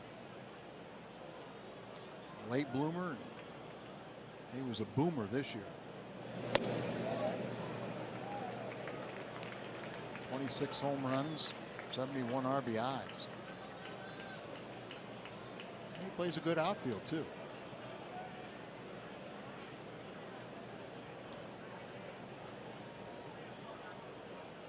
Three and 1 on Duvall.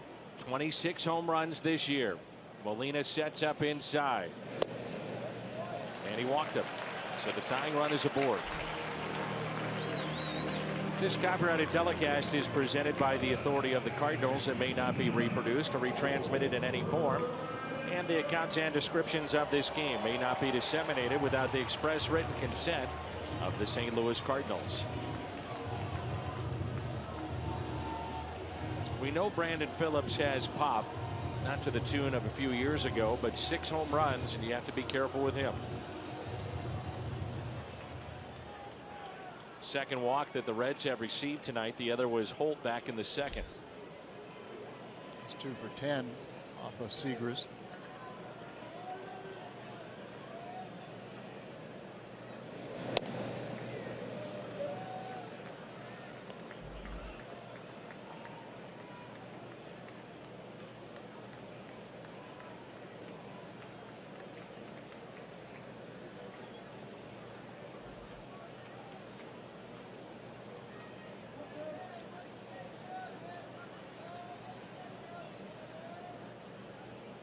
Cardinals would love the double play, and here's a 1-0 pitch.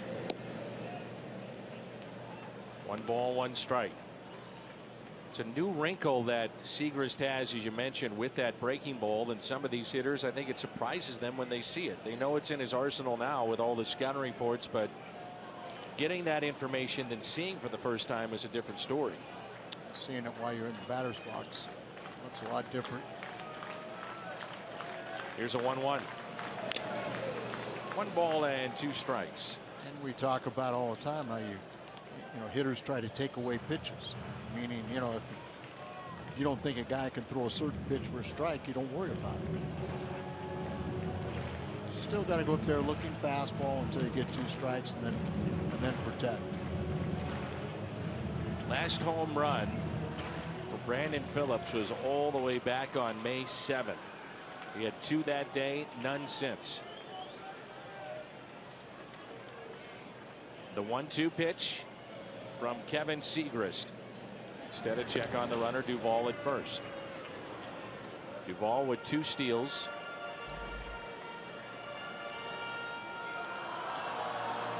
No, Phillips has 2 hits today and a couple RBIs and runs scored.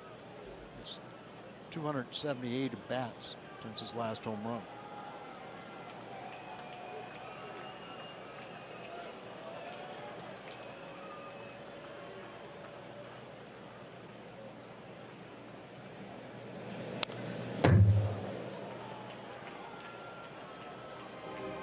I realize that Duvall is your cleanup hitter, but you're running out of outs. And I just wonder if Brian Price has given any thought to the idea of Billy Hamilton pinch running for Duvall. It's something to think about. And remember, Billy Hamilton has had great success against, you know, it's say Yachty, but I think a lot of times we have to include the pitcher in there. But he's 14 out of 16 steal attempts with Yachty catching.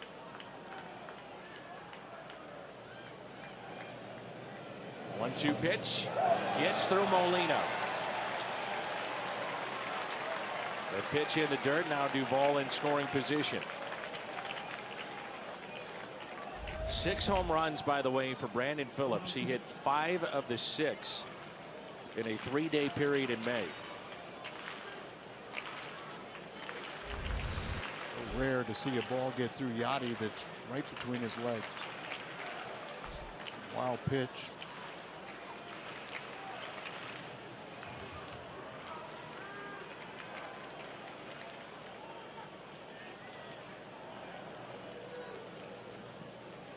Here's a 2-2 pitch to Phillips. And a fly ball lifted out to shallow center. And the catch made by Tommy Pham.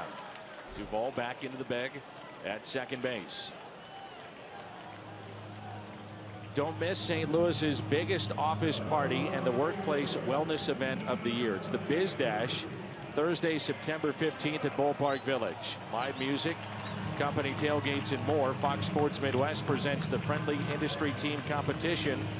So create your company team and join the fun by visiting stlbiz-.com.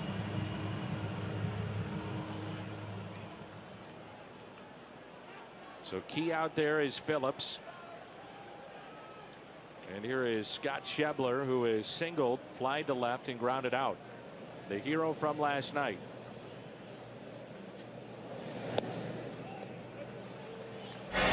Last night it was a no-doubter against Seung-Hwan Oh.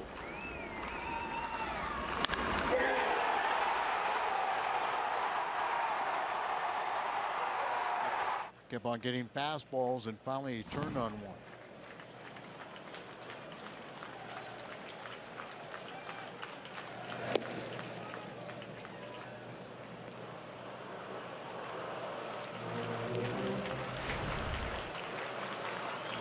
May was talking to me about Schebler and saying that he did play with Peterson and the Dodgers. He was in the Dodger organization for a while. He said there's a lot of similarities between the two of them. They have that kind of, you know, pull off a lot of pitches and uppercuts, but he felt like Schebler was a little more disciplined. Jock Peterson burst onto the scene last year with the Dodgers, had that terrific first half. Yeah. And then you find a weakness and you start exploiting it. It's the latest on Puig. In the minors. We did find him. Oh, yeah. 2-1 pitch. Right down the middle, 2-2. There's an example of somebody not thinking fastball. If you're thinking fastball, you don't take that pitch right down the middle. Guessing, guessed wrong.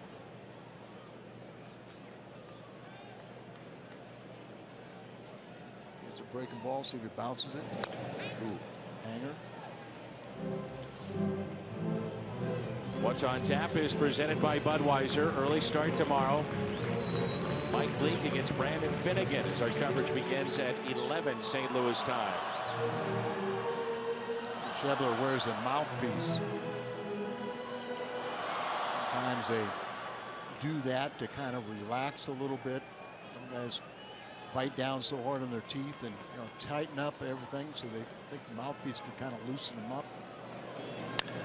Hits it the other way. It is slicing, and that ball is foul. Thank you. Woo.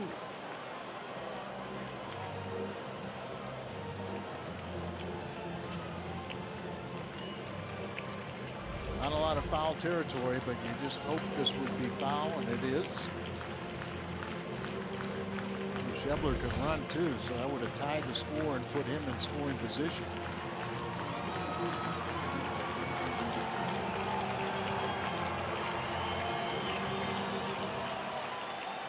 Seth Maness is throwing in the pen. Here's a 2-2 pitch. Struck him out. Strikeout for Segrist, and he keeps it 5-4 Cardinals. Big strikeout of last night's hero, Schebler. And the Cardinals lead it by a run as we head to the ninth.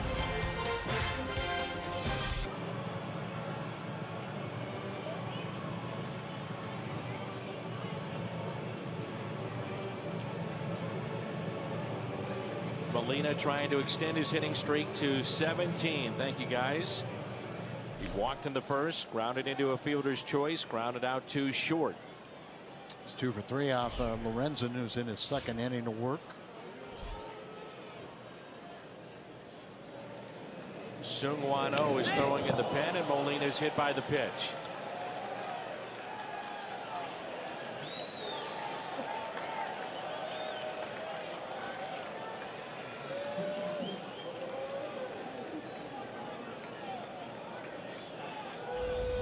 Leadoff man is aboard.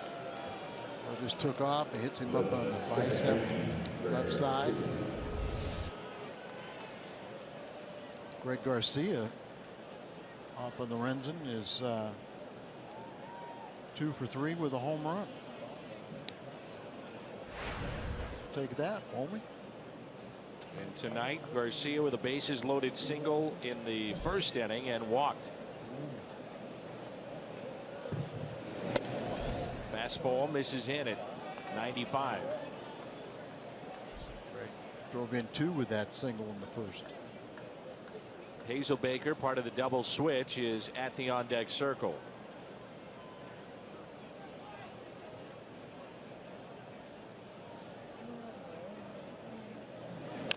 Ground ball slowly hit to the right side. Votto will get the lead man as Garcia will be a runner at first base. 2016 Cardinals Hall of Fame induction class has been selected. You can join the Cardinals and Edward Jones in congratulating Sam Braden, Terry Moore, Joe Torre, and Chris Carpenter. The 2016 Hall of Fame induction ceremony August 27th at Fox Sports Midwest Live. And you can learn more at cardinals.com/HOF. We got about 100 years to get all the qualified guys to go into the Hall of Fame. There's a lot. It really is. Be a few more here in the next couple of years when you think about Pujols and certainly Yadier Molina, Adam Wainwright. Check on Garcia. It just seems like even the guys that are runners up, it's just a matter of time before they'll be going in.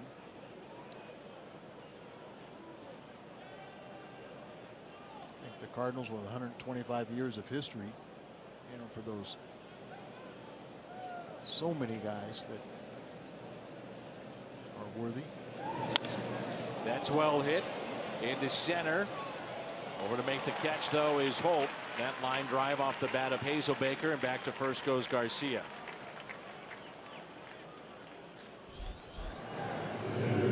Warming up. Took the loss in yesterday's game. There is nothing worse for a closer to come in trying to save a game and then walk off with a walk-off base hit or a walk-off loss. It is it's the worst possible thing that can happen for a closer, and you can't wait to get back out there. Hit the other way, and a base hit off the bat of Tommy Pham. Garcia stops at second base. Would have gone to third easily if he didn't have to jump over the ball. So jumps over it. That kept him from going all the way to third. How's your vertical jump? Or the splits. Tommy Pham's second hit in the night.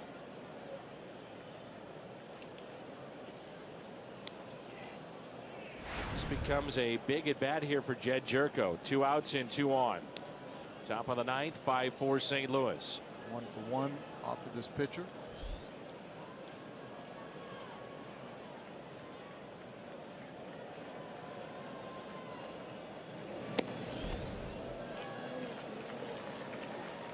We talked about his success against the fastball, and this may be a good matchup for Jed Jerko. Doubled inside the third base line. Grounded out to third. Had a home run taken away in right field back in the 5th. And grounded out to first baseman Joey Votto. Hit sharply to third, and that sends us to the bottom of the ninth. Seung-Hwan Oh getting loose, getting ready. Can he close it out? We'll find out when we come back. To Shepler last night, back in there 24 hours later. And this is our Chevy called to the pen. 7 of 9 save opportunities. ERA bumps up to 2.14. 54 plus innings, 34 hits, a lot of strikeouts, and he'll get 7, 8, 9 in the order. So here we go in the bottom of the ninth. The Cardinals clinging to this 5-4 lead. Danny O can't be more thankful to Mike Matheny putting him right back in there. Ivan De Jesus Jr., the first batter. He has 1 home run this year. RBI single to left back in the 6th. Barnhart in the pitcher spot. And the 0-1 pitch. Broken back, ground ball that's hit to short. There's Peralta, 1 away.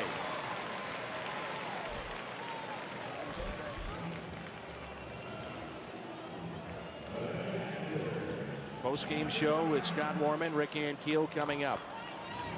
Here's Barnhart. We mentioned earlier 6 home runs on the season. 4 of the 6 have been hit from this side of the plate.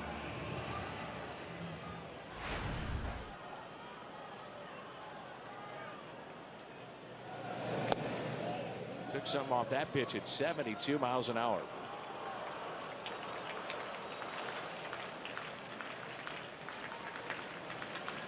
One-0 pitch. Base hit in the right.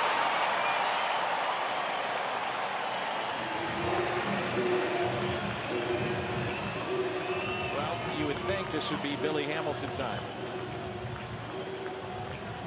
And he hops out of the dugout. Yeah, there he is. Hamilton, by the way, is 14 of 16 in stolen base opportunities against Yadier Molina. Molina this season at 24%. He started this year at 55% catching those base stealers. So it's the game within the game right here. Hamilton and Molina. You know, the odd thing is that Hamilton was 10 for 10 before Yachty first threw him out, and that was with Broxton on the mound. So you would think that is very slow, deliberate to the plate. It would have been tough for Yachty, but part of the success that Billy Hamilton's had against Yachty is definitely because of pitchers. Not paying attention, or slow to the plate, picking their spots.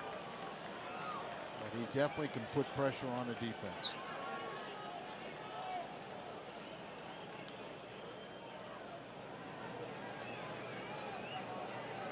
Ramon Cabrera.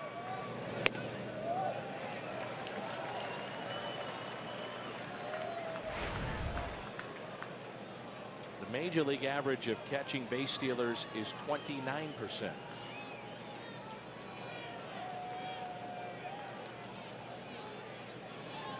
Hamilton with 36 steals this year.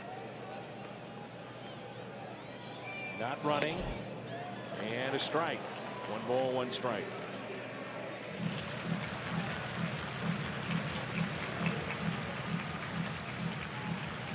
Hamilton's first Red player, at least 35 steals in 3 consecutive seasons. You could see that Cabrera kind of gave a peek down to Billy Hamilton, saying, all right, what are you waiting for? As he took that strike. He is leaning towards second. That's it, Dan. And, you know, if you're going to put him in there, they're asking him to steal. Get himself out there in scoring position. Whereas the backup catcher.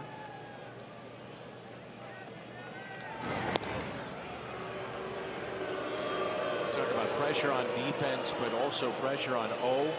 Sometimes a pitcher will get a little quicker to the plate, leave the ball up. Well, yeah, that's the one thing you don't want to pay too much attention there, that you alter your motion and don't have the same command. It's a big lead now. Yeah, not going. Oh, just swipes at the baseball back from Molina. Things I've always been impressed with Yachty, though, is he calls the game to get the hitter out, and not so much to call and protect his throwing percentage or call all fastballs easy pitches to unload on. Here's a 1-2 pitch. Hamilton is running, and a foul ball. Good thing he fouled it off, because there would have been no shot for Molina. Billy might have been at third. He got a great jump. Big, little hesitation, big lead, and then watch. Yeah, his little stutter step right there, and still got down the line so quick. That's the thing about Lou Brock. At about his 3rd stride, he was at full speed. And then Lou always slid feet first and would slide so late that so many middle infielders were afraid to put their glove down there.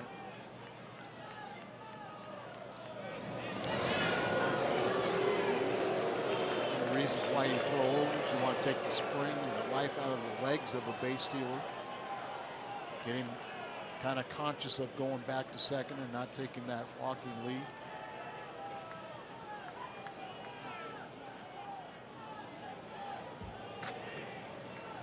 A little quicker to the plate this time, and a high fly ball. Pham calling for it, calls off Hazelbaker as he makes the catch. Hamilton still at first. And there are 2 outs. Brandon Moss is our Budweiser player of the game. 2 for 4, couple of doubles, pair of RBI, and 1 run scored. Brandon Moss, your Budweiser player of the game. Holds here. Brandon will have the game-winning RBIs back in the 1st inning.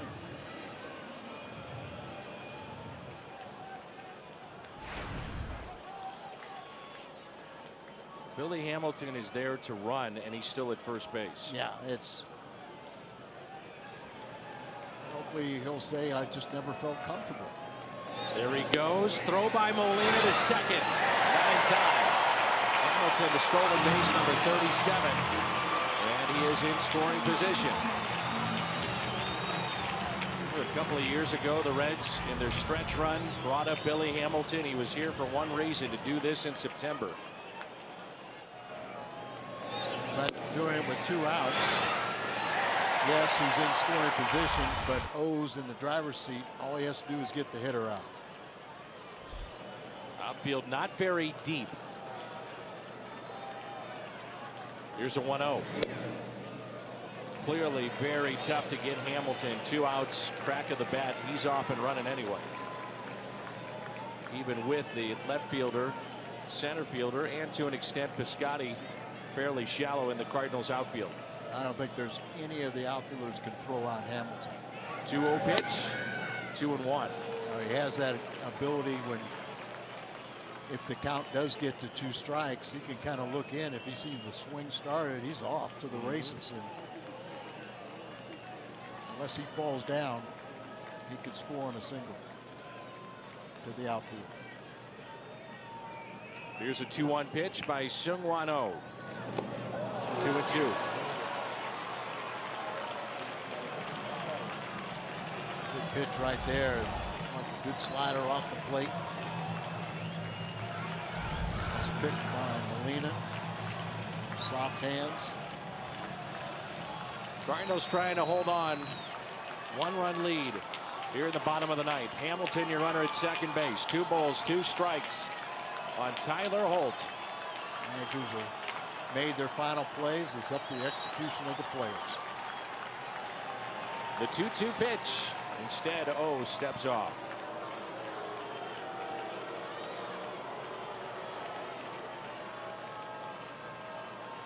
You see how humid it is with the perspiration on O.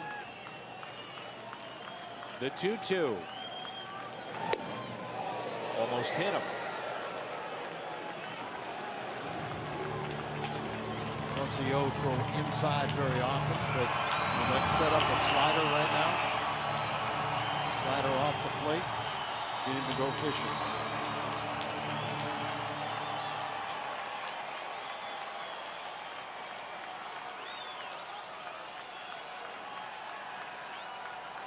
Three-two.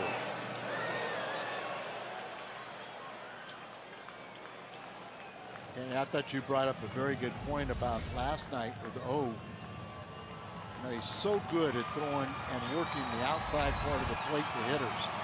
And it seemed like if it was a right-handed batter, he wasn't getting the strike zone away. Left-handed batter, he wasn't getting it away. And it kind of forced his hand to come into the strike zone. 3-2 again. O on its way. Struck him out, and the Cardinals take game 2. The tying run at second base, winning run at the plate, and Seung-Hwan Oh, 24 hours later, picks up a much-needed save for the Cardinals as they hold on 5-4. And he can take a deep breath now and realize that, you know, done my job. And a big thank you to Mike to get him back out there as quick as he possibly could. Good ball game. Like to have scored more runs against the Reds, but they hold on. Quick turnaround, back at it again tomorrow, 11 a.m. St. Louis time with the pregame show. O gets the strikeout. The Cardinals get the win.